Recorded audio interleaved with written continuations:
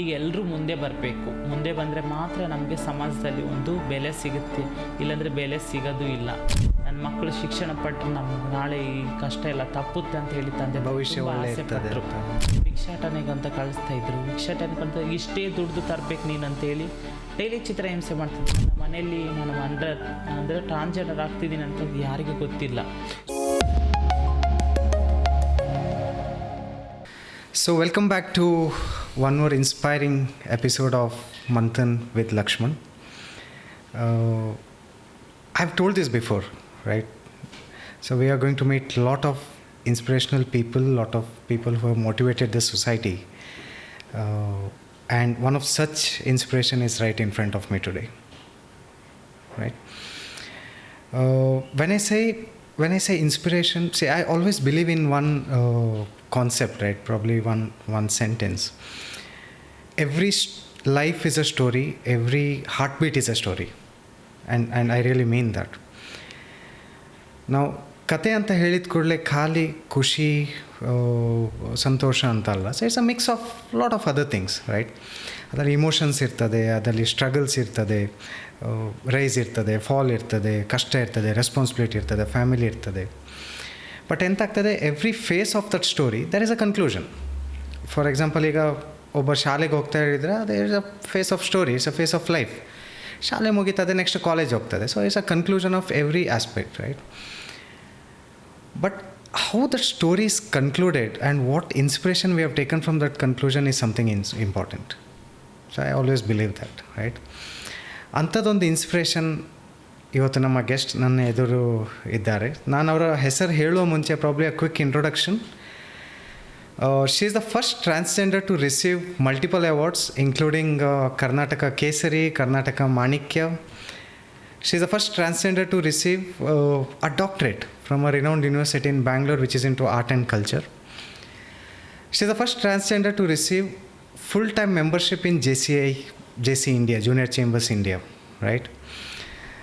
So I would like to welcome Ani Mangalore. Ani ಅವರೇ, ಇವತ್ತು ನನ್ನ ಪಾಡ್ಕಾಸ್ಟ್ ಬಂದದಕ್ಕೆ, ಮಂಥನ್ ವಿತ್ ಲಕ್ಷ್ಮಣ್ ಬಂದದಕ್ಕೆ ತುಂಬ ಥ್ಯಾಂಕ್ಸ್. ನಿಮ್ಮ ಸ್ಟೋರಿ ತುಂಬ ಇನ್ಸ್ಪೈರಿಂಗ್. ಪ್ರಾಬ್ಲಿ ನಾನು ನನ್ನ ಟೀಮ್ ತುಂಬ ಇವತ್ತು ಲಕ್ಕಿ ಡೇ ಅಂತ ಹೇಳ್ಬೋದು. ಥ್ಯಾಂಕ್ ಯು ಸೋ ಮಚ್ ನನ್ನ ಪಾಡ್ಕಾಸ್ಟ್ ಬಂದದಕ್ಕೆ. Thank you so much. Thank you. So ನಾವು ಈ ಡಿಸ್ಕಷನ್ ಶುರು ಮಾಡೋ ಮುಂಚೆ, ಹಾಂ ಸರ್, ಈ ಪಾಡ್ಕಾಸ್ಟಿಂದ ನಿಮಗೆ ಎಂಥ ಎಕ್ಸ್ಪೆಕ್ಟೇಷನ್ ಎಂತ ಉಂಟು? ಅಂದರೆ ಸರ್, ಅಂದರೆ ಈಗ ಹಾಂ, ಈ ಫಾರ್ ಎಕ್ಸಾಂಪಲ್ ಈಗ ಪಾಡ್ಕಾಸ್ಟ್ ಒಂದು ಮೀಡಿಯಮ್ ಅಂತ ಎಣಿಸೋ, ಜನರಿಗೆ ರೀಚ್ ಆಗಲಿಕ್ಕೆ ಪ್ರಾಬ್ಲಿ ಅದೊಂದು ಎಕ್ಸ್ಪೆಕ್ಟೇಷನ್ ಇರ್ಬೋದು. ಸೊ ಈ ಡಿಸ್ಕಷನಿಂದ ನೀವು ಎಂತ ಎಕ್ಸ್ಪೆಕ್ಟ್ ಮಾಡ್ತೀರಿ? ನಾನು ಇದು ಡಿಸ್ಕಷನ್ ಪ್ರಕಾರ ಅಂತಂದರೆ, ಈಗ ನಮ್ಮ ಸಮುದಾಯದವರು ಮುಂದೆ ಬರ್ತಾ ಇಲ್ಲ, ಅಂದರೆ ಸಮಾಜದ ಮುಂದೆ ಬರ್ತಾ ಇಲ್ಲ. ಫಸ್ಟ್ ಆಫ್ ಆಲ್ ನಾನು ಹೇಳ್ತಾ ಇರಬೇಕಾದ್ರೆ ಫಸ್ಟ್ ನಾನು ಮೀಡಿಯಾದವ್ರಿಗೆ ಮತ್ತು ಪೇಪರ್ದವ್ರಿಗೆ, ನ್ಯೂಸ್ ಚಾನಲ್ ಅವರಿಗೆ, ನ್ಯೂಸ್ ಪೇಪರ್ದವರಿಗೆ ಫಸ್ಟು ನಾನು ಥ್ಯಾಂಕ್ಸ್ ಹೇಳೋಕ್ಕೆ ಇಷ್ಟಪಡ್ತೀನಿ. ಯಾಕಂದರೆ ನಾನೊಂದು ಮೂಲೆ ಗುಂಪಾಗಿರುವಂಥ ಬದುಕು ನಂದು. ಸಮಾಜದಲ್ಲಿ ನನ್ನ ಕಷ್ಟ ಅನುಭವಿಸ್ನೋ ಏನು ಅನುಭವಿಸ್ನೋ ಯಾರಿಗೂ ಗೊತ್ತಿರಲಿಲ್ಲ ಅಂಥ ಲೈಫು. ಆ ಲೈಫನ್ನು ಇವಳು ಹೇಗೆ ಇದ್ಲು, ಹೇಗೆ ಆದ್ಲು ಅಂತಂತೇಳಿ ಹೊರಗಡೆ ತಂದಿರೋದು ಮೀಡಿಯಾದವರಿಗೆ ನಾವು ಫಸ್ಟ್ ಹ್ಯಾಟ್ಸಪ್ ಹೇಳಲಿಕ್ಕೆ ಇಷ್ಟಪಡ್ತೀನಿ sir. Thank you so much. ಇಂಥ ಅವಕಾಶಗಳು ನಮ್ಮ ಸಮುದಾಯದವರಿಗೆ ಪ್ರತಿಯೊಬ್ಬರಿಗೆ ಸಿಗಬೇಕಂತ ನಾನು ಹೇಳಲಿಕ್ಕೆ ಇಷ್ಟಪಡ್ತೇನೆ. Thank you sir, thank you so much ಈ ಮೀಡಿಯಾದವರಿಗೆ. ಸೊ ನಿಮ್ಮದು ಚೈಲ್ಡ್ಹುಡ್ ಇಲ್ಲ, ನೀವು ಮೂಲತಃ ರಾಯಚೂರಿನವರು ಅಂತ ಹೇಳಿದ್ದೀರಿ. ರಾಯಚೂರಲ್ಲಿ ಹಿರೇದನಿ ಗ್ರಾಮ, ಹಿರೇದನಿ ಕ್ಯಾಂಪ್ ಅಂತ ಅದರ ಬಗ್ಗೆ ಮಾತಾಡಿದ್ದೀರಿ. ಸೊ ಏನಿದು ಕ್ಯಾಂಪ್? ಅಂದರೆ ನಾನು ಕೆಲವು ಆರ್ಟಿಕಲ್ ನೋಡುವಾಗ ಒಂದೊಂದು ಕಡೆ ಒಂದೊಂದು ಡೀಟೇಲ್ಸ್ ಕೊಡ್ತಾರೆ. ಸೊ ಬಟ್ ಇದು ಏನಿದು ಕ್ಯಾಂಪ್? ಕ್ಯಾಂಪ್ ಮೀನ್ಸ್ ಅಂತಂದರೆ ಒಂದು ಹಳ್ಳಿ, ಒಂದು ಫಸ್ಟ್ ಅಂದರೆ ಕ್ಯಾಂಪ್ ಅಂದರೆ ಈಗ ಒಂದು 4 ಮನೆ 5 ಮನೆ ಈ ಥರ ಇರ್ತಾವಲ್ಲ, ಒಂದು 10-15 ಮನೆಗಳಿಗೆ ಒಂದು ಚಿಕ್ಕದೊಂದು ಊರು ಇರುತ್ತೆ, ಅದಕ್ಕೆ ಕ್ಯಾಂಪ್ ಅಂತ ಹೇಳ್ತಾರೆ. ಅದಂದರೆ ಹಿರೇದಿನಿ ಕ್ಯಾಂಪ್ ಅಂತಂತಂದರೆ ನಮ್ಮ ಊರಿನ ಪಕ್ಕದಲ್ಲಿ ಹಿರೇದಿನಿ ಅಂತಿದೆ, ನಮ್ಮದು ಕ್ಯಾಂಪ್ ಅಂತ ಬರುತ್ತೆ. ಹಿರೇದಿನಿ ನಿಮ್ಮ ಹಳ್ಳಿಯ ಹೆಸರು? ಹಾಂ, ಹಳ್ಳಿ ಹೆಸರು. ಅದ್ರ ಕ್ಯಾಂಪ್ ಅಂದರೆ ನಮ್ಮದು ಅದರ ಪಕ್ಕದಲ್ಲಿರೋದು ನಮ್ಮದು ಕ್ಯಾಂಪ್ ಅಂತ ಹೇಳ್ತಾರೆ, ಆ ಊರ ಪಕ್ಕದಲ್ಲಿರೋದು.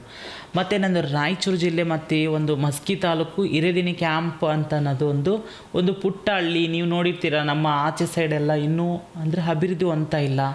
ಎಷ್ಟೋ ಕಾರಣಗಳಿಂದ ಬಡವರಾಗೇ ಉಳಿದಿದ್ದಾರೆ, ಶ್ರೀಮಂತರಾಗಿಯೇ ಉಳಿದಿದ್ದಾರೆ. ಅಲ್ಲಿ ಇನ್ನೂ ಇಂಪ್ರೂವ್ಮೆಂಟ್ ಬೇಕು ನಮ್ಮ ಸಮುದಾಯದವರಿಗೆ, ನಮ್ಮ ಸಮುದಾಯದವರಾಗಿರ್ಬೋದು, ಅಲ್ಲಿರುವಂಥ ಜನರಿಗೆ ಅಲ್ಲಿ ಶಿಕ್ಷಣ ಆಗಿರ್ಬೋದು, ಸಾಮಾನ್ಯ ಜನರಿಗೆ ಸಹ ಅಲ್ಲಿ ಓಕೆ ಶಿಕ್ಷಣನೇ ಇಲ್ಲ. ಅಂದರೆ ಶಿಕ್ಷಣಕ್ಕೋಸ್ಕರ ನಾವು ಬ್ಯಾಂಗ್ಳೂರು ಬರಬೇಕು, ಇಲ್ಲ ದೊಡ್ಡ ದೊಡ್ಡ ಸಿಟಿಗೆ ಬರಬೇಕು.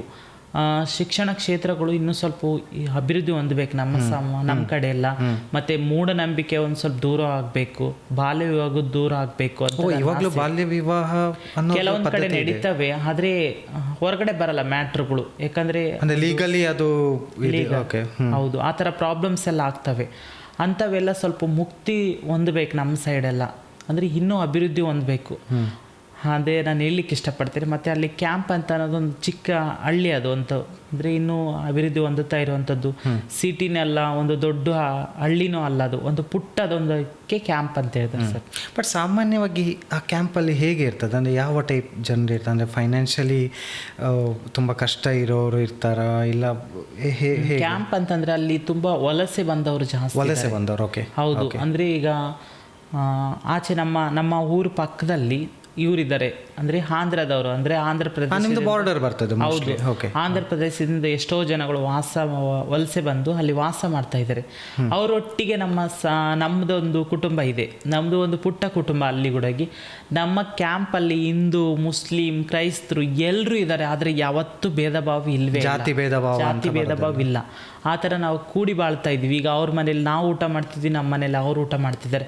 ಆ ಥರ ಒಂದು ರೂಢಿಯಲ್ಲಿದೆ. ಈಗ ಅಲ್ಲಿ ಹಿಂದೂ ಹಬ್ಬಗಳನ್ನೆಲ್ಲ ಮುಸ್ಲಿಂ ಆಚರಿಸ್ತಿದ್ದಾರೆ, ಮುಸ್ಲಿಮ್ಸ್ಲೆಲ್ಲ ಹಿಂದೂಗಳು ಆಚರಿಸ್ತಿದ್ದಾರೆ, ಕ್ರಿಶ್ಚಿಯನ್ ಹಬ್ಬಗಳು ಮಾಡ್ತಾರೆ. ಎಲ್ಲರಿಗೂ ಒಂದು ಅಂದರೆ ಜಾತಿ ಭೇದ ಭಾವ ಇಲ್ಲಾರ್ದ ಒಂದು ಹೇಳಲಿಕ್ಕೆ ಇಷ್ಟಪಡ್ತೀನಿ ನಮ್ಮೂರನ್ನ. ಓಕೆ. ಸೊ ನಿಮ್ಮದು ಫ್ಯಾಮಿಲಿ ಬ್ಯಾಕ್ಗ್ರೌಂಡ್ ಹೇಗಿತ್ತು? ಅಂದರೆ ಮನೇಲಿ ಯಾರೆಲ್ಲ ಇದ್ರು, ತಂದೆ ಏನು ಮಾಡ್ತಿದ್ರು? ಹಾಂ ಸರ್, ಅಂದರೆ ಫ್ಯಾಮಿಲಿ ಬ್ಯಾಕ್ಗ್ರೌಂಡ್ ಅಂತಂದರೆ ಅಪ್ಪ, ಅಮ್ಮ, ಮತ್ತು ಅಕ್ಕ, ತಂಗಿ, ತಮ್ಮ, ಇಷ್ಟೇ ನಮ್ಮ 4 ಜನ ಮಕ್ಕಳು. ಹೌದು. ಅಂದರೆ ಅಪ್ಪ ಅಂದರೆ ರೈತ ತುಂಬ, ಅಂದರೆ ನಮ್ಮ ಕಡೆ ಎಲ್ಲ ಒಂದು ಬೆಳೆದಿರುವಂಥ ಬೆಳೆಗೆ ಇದನ್ನೇ ಸಿಗ್ತಲ್ಲ. ಈಗ ರೀಸೆಂಟ್ಲಿ ನೋಡ್ತಾ ಇದ್ದಾರೆ, ಎಷ್ಟೋ ರೈತರೆಲ್ಲ ಪ್ರತಿಭಟನೆ ಮಾಡ್ತಾ ಇದ್ದಾರೆ, ಕಬ್ಬು ಬೆಳೆಗಾರದೆಲ್ಲ ಪ್ರತಿಭಟನೆ ಮಾಡ್ತಾ ಇದ್ದಾರೆ. ಅಂತಂದರೆ ಅದಕ್ಕೆ ಬೆಳೆದಿರುವಂಥ ಬೆಲೆನೇ ಕಟ್ಟೋಕ್ಕಾಗ್ತಿಲ್ಲ, ಬೆಲೆನೇ ಕೊಡ್ತಾ ಇಲ್ಲ. ಹಾಗಾದರೆ ನಾವು ಜೀವನ ಹೇಗೆ ಮಾಡಬೇಕು ಅಂತ ನನ್ನ ಕ್ವಶನ್ಸ್. ನಮ್ಮ ಅಪ್ಪ ಅಮ್ಮ ಒಂದು ರೈತರ ಕುಟುಂಬದಿಂದ ಬಂದವರು ಅಂತ ನಾನು ಹೆಮ್ಮೆಯಿಂದ ಹೇಳ್ಕೊಳ್ತೇನೆ. ಯಾಕಂದರೆ ನನ್ನ ತಂದೆ ತಾಯಿಗಳು ಕೂಲಿನಾಲಿ ಮಾಡಿ ನಮ್ಮನ್ನು ಸಾಕಿದ್ದಾರೆ, ಕಷ್ಟಪಟ್ಟಿದ್ದಾರೆ. ನಮ್ಮ ಲೈಫ್ ಸ್ಟೋರಿ ಅಂತಂತಂದರೆ ಒಂದೊಂದು ಸಲ ನಮಗೆ 3 ಹೊತ್ತು ಊಟದಲ್ಲಿ 2 ಹೊತ್ತು, 1 ಹೊತ್ತು ಊಟ ಮಾಡಿ ಮಲಗಿದರಿದ್ದೇವೆ. ಆದರೆ ನನ್ನ ಅಪ್ಪ ಅಮ್ಮ ಯಾವತ್ತೂ ನಮ್ಮನ್ನು ಉಪವಾಸ ಮಲಗಿಸ್ಲಿಲ್ಲ ಮಕ್ಕಳನ್ನ. ಉಪವಾಸ ಇದ್ರೂ ಮಕ್ಕಳು ತಿನ್ಬೇಕು. ಹೌದು ಸರ್, ಅಷ್ಟು ಕಷ್ಟದ ಲೈಫು. ನನ್ನ ತಾಯಿ ಏನಾದರೂ ಕೆಲಸಕ್ಕೆ ಹೋಗ್ಬೇಕಂತಂದರೆ 2-3 ಕಿಲೋಮೀಟರ್ ದೂರ ನಡ್ಕೊಂಡು ಹೋಗ್ಬೇಕು, ಆ ಥರ ಕೆಲಸಕ್ಕೆ ಹೋಗಬೇಕು. ಯಾಕಂದರೆ ಅಲ್ಲಿ ಕೆಲಸಗಳೆಲ್ಲ ಸಿಗಲ್ಲ, ದೊಡ್ಡ ಕೆಲಸ ಸಿಗೋದೇ ಅಪರೂಪ. ಅದ್ರನ್ನ ಅವಕಾಶಗಳ್ನ ಬಿಡಬಾರ್ದು ಅಂತೇಳಿ ತಾಯಿ ಕೆಲಸಕ್ಕೆ ಹೋಗ್ಬೇಕಾದ್ರೆ ನಾವು 3 ತಿಂಗಳ 2 ತಿಂಗಳ ಮಗು ಇರಬೇಕಾದ್ರೆ ನನಗೆ ಅಂದರೆ ತಾಯಿ ಹಾಲು ಕುಡಲೇಬೇಕು ಆ ಮೂಮೆಂಟಲ್ಲಿ. ನನ್ನ ಬೆಳಿಗ್ಗೆ ಮಲಗಿಸಿ ಹೋಗ್ತಿದ್ರು ಅಮ್ಮ, ತೊಟ್ಲದಲ್ಲೇ ಆಗ್ತಾಯಿದ್ರು. ನೋಡ್ಕೊಳ್ಳಿಕ್ಕೆ ಯಾರು ಇರ್ತಿದ್ದಿಲ್ಲ, ನಮ್ಮ ಅಜ್ಜಿ ಆಗಿರ್ಬೋದು, ನಮ್ಮ ರಿಲೇಷನ್ಸ್ ಆಗಿರ್ಬೋದು, ಯಾರು ಇರ್ತಿದ್ದಿಲ್ಲ. ಯಾಕಂದರೆ ನಾವೊಂದು ಬಡ ಕುಟುಂಬದವರು, ಬಡವರು ಅಂತ ಹೇಳಿ ಸ್ವಲ್ಪ ನಮ್ಮನ್ನು ದೂರ ಇಟ್ಟಿದ್ರು. ಹಾಗೆ ಅಮ್ಮ ಕೆಲಸಕ್ಕೆ ಹೋಗಿ 2-3 ಕಿಲೋಮೀಟ್ರ್ ಓಡ್ಕೊಂಡು ಬರಬೇಕು ತಾಯಿ ಹಾಲು ಮಧ್ಯದಲ್ಲಿ ಬರೋದಾದ್ರೆ. ಅದು ಊಟ ಮಾಡಬೇಕಾದ್ರೆ ಕೈಯಲ್ಲಿ ಊಟನ ಹಿಡ್ಕೊಂಡು ಓಡ್ಕೊಂಡು ತಿನ್ಕೊಂಡು ಬರಬೇಕು, ಅಂಥ ಪರಿಸ್ಥಿತಿ ನಮ್ಮ ಕಡೆ ಎಲ್ಲ. ಮತ್ತು ಹಾಲು ಕುಡಿಸಿ ಮತ್ತೆ ನನ್ನ ಮಲಗಿಸಿ ಮತ್ತೆ ಕೆಲಸಕ್ಕೆ ಹೋಗೋರು ಅಮ್ಮ. ಆ ಥರ ಕಷ್ಟದ ಲೈಫ್. ನಮ್ಮ ಅಪ್ಪ ಕೂಡ ಒಂದೊಂದು ಸಲ ನಮಗೆ ಅಂದರೆ ಹುಷಾರು ತಪ್ಪ ಜಾಸ್ತಿ, ಮತ್ತು ಬೇರೆ ಹತ್ರ ಹಣ ಇಸ್ಕೊಳ್ಳೋಕ್ಕೆ ಕೇಳ್ತಾಯಿದ್ರು. ನನ್ನ ಮಗನಿಗೆ ತೋರಿಸ್ಬೇಕು, ಹುಷಾರಿಲ್ಲ, ಮಕ್ಕಳಿಗೆ ಹುಷಾರಿಲ್ಲ ಅಂತಂತೇಳಿ ತೋರಿಸ್ಬೇಕಾದ್ರೆ ಎಷ್ಟೋ ಕಡೆ ಎಲ್ಲ ಹಣ ಎಲ್ಲ ಸಿಗ್ತಾ ಇರಲಿಲ್ಲ ನಮ್ಮ ಅಪ್ಪನಿಗೆ. ಒಂದೊಂದು ಸಲ ಸಿಗ್ತಿತ್ತು, ಒಂದೊಂದು ಸಲ ಸಿಗ್ತಿರಲಿಲ್ಲ. ಕೂಲಿನಲ್ಲಿ ಕೆಲಸ ಮಾಡಿದ್ದೇ ಮನೆ ಜವಾಬ್ದಾರಿ, ಮನೆ ಸಾಕಬೇಕಾಗಿತ್ತು, ಮನೆಗೆ ರೇಷನ್ ಹಾಕಬೇಕಾಗಿತ್ತು. ಇದನ್ನೇ ಒಂದು ಕಷ್ಟ. ಅಂದರೆ ಅಲ್ಲೆಲ್ಲ ಅಷ್ಟೊಂದು ಪೇಮೆಂಟ್ ಎಲ್ಲ ಕಡಿಮೆ, ತುಂಬಾ ಕಡಿಮೆ ಅಲ್ಲೆಲ್ಲ. ಹಾಗಾಗಿ ನಮ್ಮಪ್ಪ ಏನು ಮಾಡ್ತಿದ್ದಾರೆ ಅಂದರೆ ಹೊಲಕ್ಕೆ ಹಾಕಿರುವಂಥ ಗೊಬ್ಬರಗಳನ್ನೆಲ್ಲ ಸೇಲ್ ಮಾಡಿ ನಮ್ಮನ್ನು ಹಾಸ್ಪಿಟ್ಲಿಗೆಲ್ಲ ತೋರಿಸ್ತಾಯಿದ್ರು, ಮದ್ದು ಕೊಡಿಸ್ತಾಯಿದ್ರು. ಅಷ್ಟು ನಮ್ಮದು ಬಡತನ ಕುಟುಂಬ. ನಾವೆಂಥ ರಿಚ್ ಅಂತ ನಾನು ಹೇಳಲಿಕ್ಕೆ ಇಷ್ಟಪಡಲ್ಲ, ತುಂಬ ಬಡ ಕುಟುಂಬ ನಮ್ಮದು. ಬಟ್ ಈಗ ಸಹ ಪರಿಸ್ಥಿತಿ ಹಾಗೆ ಈಗಲೂ ಇದ್ದಾರೆ. ನನ್ನ ಅಪ್ಪ ಅಮ್ಮ ಈಗಲೂ ಕೂಲಿ ಕೆಲಸಕ್ಕೆ ಹೋಗೋದು. ಅಪ್ಪ ರಾಯಚೂರಲ್ಲೇ ಇದ್ದಾರೆ. ಹೌದು, ಅಲ್ಲೇ ಈಗಲೂ ಕೂಲಿನಲ್ಲಿ ಕೆಲಸಕ್ಕೆ ಹೋಗೋದು ಅಪ್ಪ ಅಮ್ಮ. ಆದರೆ ಇನ್ನೂ ಅಷ್ಟೊಂದು ಇಲ್ಲ. ನೀವು ರಾಯಚೂರು ಹೋಗ್ತಾ ಇರ್ತೀರಾ? ಹಾಂ ಸರ್, ಹೋಗ್ತಾ ಇರ್ತೇನೆ. ನನ್ನೊಂದು ಟ್ರಾನ್ಸ್ಜೆಂಡರ್ ಆದಾಗ ಫಸ್ಟಿಗೆ ಮನೆಯಲ್ಲೆಲ್ಲ ತುಂಬ ಬೇಸರ ಆದರು, ತುಂಬ ಕೂಗಿದ್ರು, ಅಳ್ತರು. ಮತ್ತು ಬೇಜಾರಾದರು, ಏನಪ್ಪ ನನ್ನ ಮಗ ಈ ಥರ ಆಗಿಬಿಟ್ಟ ಅಂತೇಳಿ ತುಂಬಾ ಬೇಸರ ಆದರು. ಮತ್ತು ಅವಾಗೆಲ್ಲ ನಾನು ಹೋಗ್ಲಿಕ್ಕೆಲ್ಲ ಇಷ್ಟಪಡಲಿಲ್ಲ, ಮತ್ತು ಬೇಜಾರಾಗ್ತಾರೆ ನಮ್ಮ ಅಪ್ಪ ಅಮ್ಮ. ಮತ್ತು ನಾನು ಹೋದರೆ ನನ್ನ ಊರಿನ ಜನಗಳು ನಮ್ಮ ಅಪ್ಪ ಅಮ್ಮನಿಗೆ ಚುಚ್ಚಿ ಮಾತಾಡ್ತಾರೆ ಅಂತೇಳಿ ನಾನು ಸ್ವಲ್ಪ ದಿನ ಹೋಗಲಿಲ್ಲ ಊರಿಗೆ. ಮತ್ತು ಈಗಂತೂ ಹೋಗೋದು ಬರೋದೆಲ್ಲ ಮಾಡ್ತಾ ಈಗ ನಾರ್ಮಲ್. ಹಾಂ ಸರ್, ಹೌದು. ಸೊ ನೀವು ಹೇಳಿದ್ರಿ ಎಜುಕೇಷನ್ ಎಲ್ಲ ತುಂಬ ಬ್ಯಾಕ್ವರ್ಡ್ ಉಂಟು, ಅಷ್ಟು ಸುಲಭವಾಗಿ ಶಿಕ್ಷಣ ಸಿಗೋದಿಲ್ಲ ಊರಲ್ಲಿ ಅಂತ. ಬಟ್ ನೀವು BEd ಕಂಪ್ಲೀಟ್ ಮಾಡಿದ್ದೀರಿ. ಸೊ ಹೇಗೆ ಅಂದರೆ ಚಿಕ್ಕದಿರುವಾಗ ಅಲ್ಲಿ ಕ್ಯಾಂಪ್ ಹತ್ತಿರವೇ ಶಾಲೆಗಳಿತ್ತ, ಅಲ್ಲೇ ಹೋಗ್ತಾ ಇದ್ರಾ? ಇಲ್ಲ ಸರ್, ನಮ್ಮ ಕ್ಯಾಂಪಲ್ಲಿ ಅಂದರೆ 1ನೇ ಕ್ಲಾಸ್ 5ನೇ ಕ್ಲಾಸ್ವರೆಗೆ ನಮ್ಮ ಕ್ಯಾಂಪಲ್ಲಿದೆ. ಆ ಕ್ಯಾಂಪಲ್ಲಿ 1ನೇ ಕ್ಲಾಸ್ 5ನೇ ಕ್ಲಾಸ್ ಮುಗಿಸ್ಕೊಂಡು ಮತ್ತು ಹಿರೇದಿನ್ನಿ ಅಂತೇಳಿ, ಹಿರೇದಿನ್ನಲ್ಲಿ ಅಂದರೆ ಆ್ಯಕ್ಚುಲ್ ಊರು, ಹೌದು, ಬೇರೆ ಊರಿಗೆ ಹೋಗಿ 2 ಕಿಲೋಮೀಟ್ರ್ ಇದೆ ಆ ಊರಿಗೆ, ನಮ್ಮ ಊರಿಗೆ ಡಿಸ್ಟೆನ್ಸ್. ಮತ್ತು ಅಲ್ಲಿಂದ 6ನೇ ಕ್ಲಾಸಿಂದ 8ನೇ ಕ್ಲಾಸ್ವರೆಗೆ ಅಲ್ಲಿ ಕಲ್ತಿರೋದು. ಅಲ್ಲಿ ಕಲಿತು ಮತ್ತೆ ಅಲ್ಲಿಗೆ 8ನೇ ಕ್ಲಾಸ್ವರೆಗೆ ಮಾತ್ರ. ಮತ್ತು ನಾವು ಪ್ರೌಢಶಾಲೆಗೆ ಹೋಗಬೇಕಾದ್ರೆ ಮತ್ತೆ ಅಲ್ಲಿಂದ 4ರಿಂದ 6 ಕಿಲೋಮೀಟ್ರ್ ದೂರ ಹೋಗ್ಬೇಕು. ತೋರಣದಿನ್ನಿ ಅಂತ ಬರುತ್ತೆ, ತೋರಣದಿನ್ನಿ ಅಂತ ಹೇಳಿ. ತೋರಣದಿನ್ನಿ ಅದೊಂದು ಸ್ವಲ್ಪ ಸಿಟಿ ಟೈಪಲ್ಲಿ ಇರೋದು.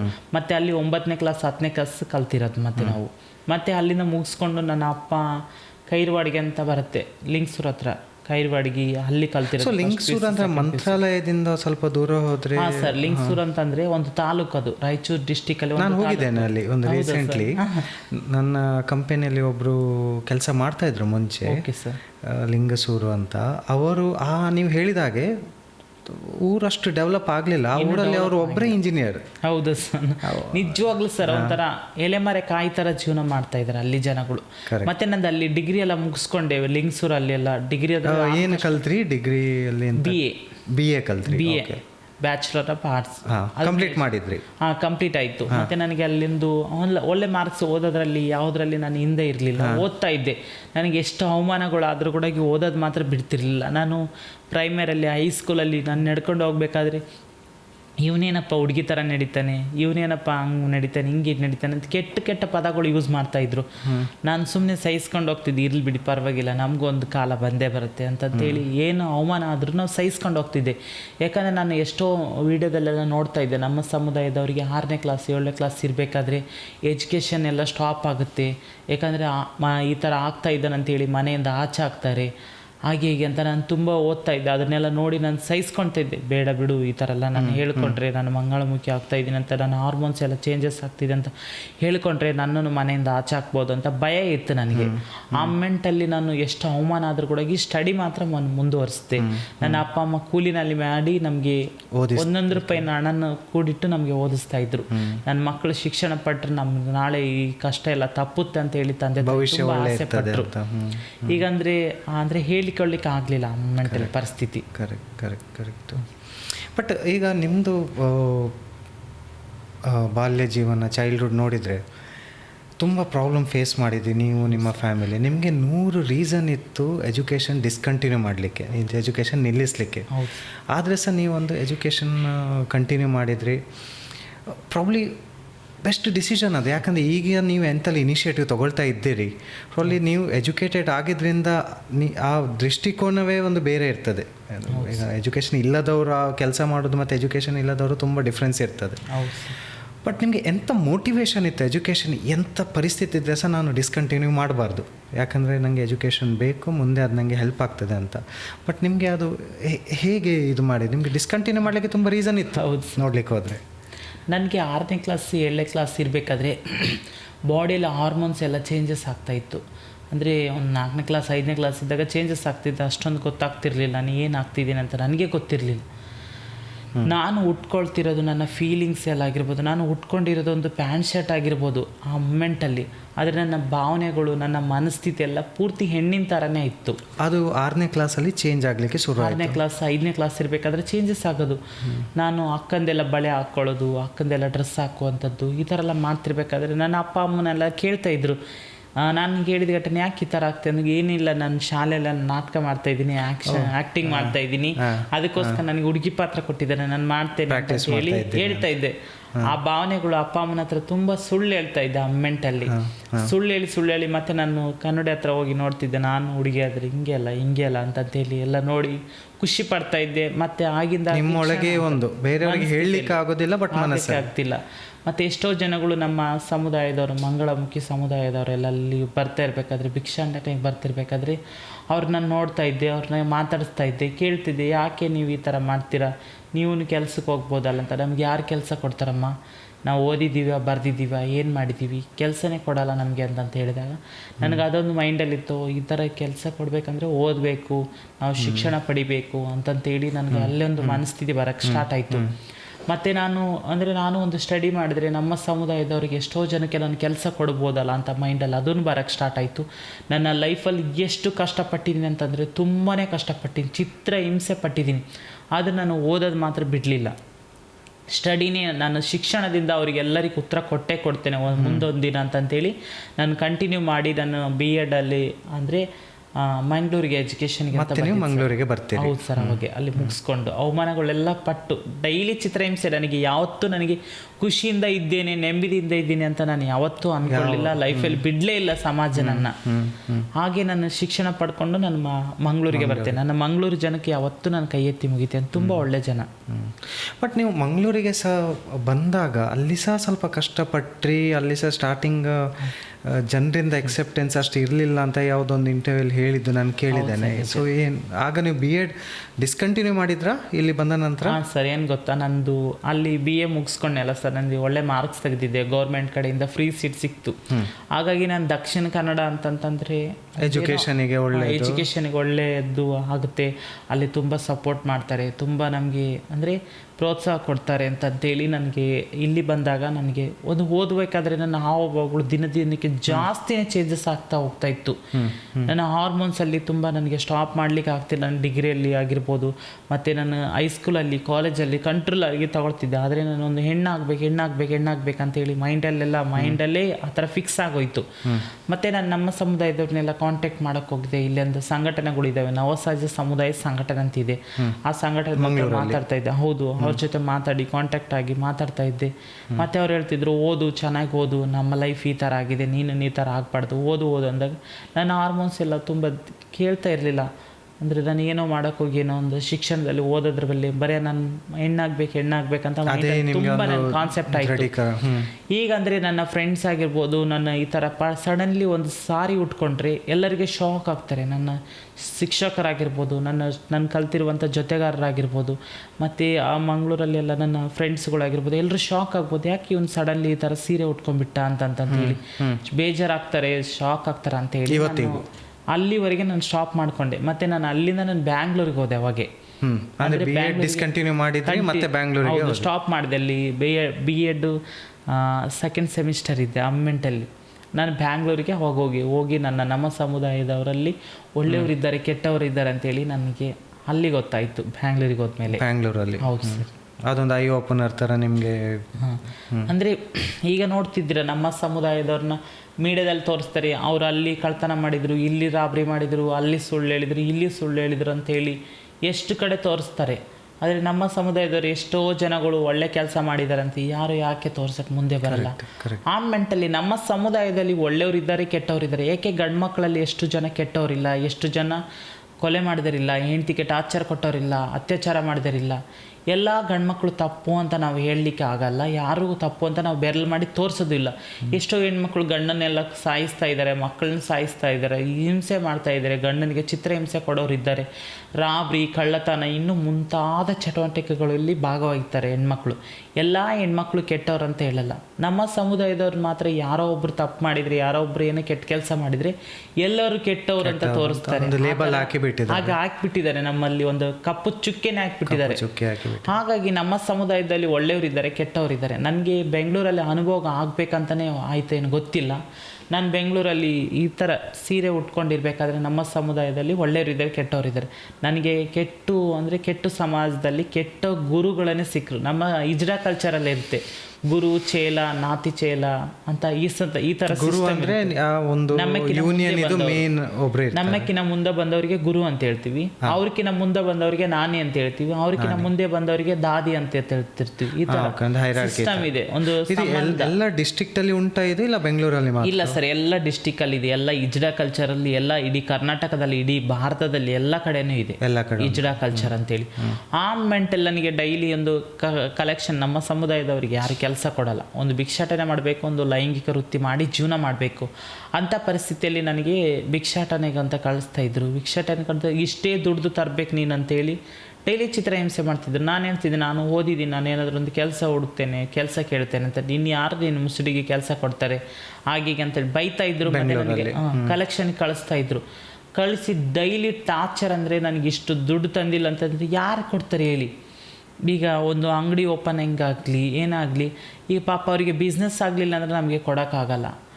ಮತ್ತು ಈಗ ಅವ್ರ ಹತ್ರ ಹೋಗಿ ಹೇಗೆ ಕೇಳಬೇಕು ನಾವು?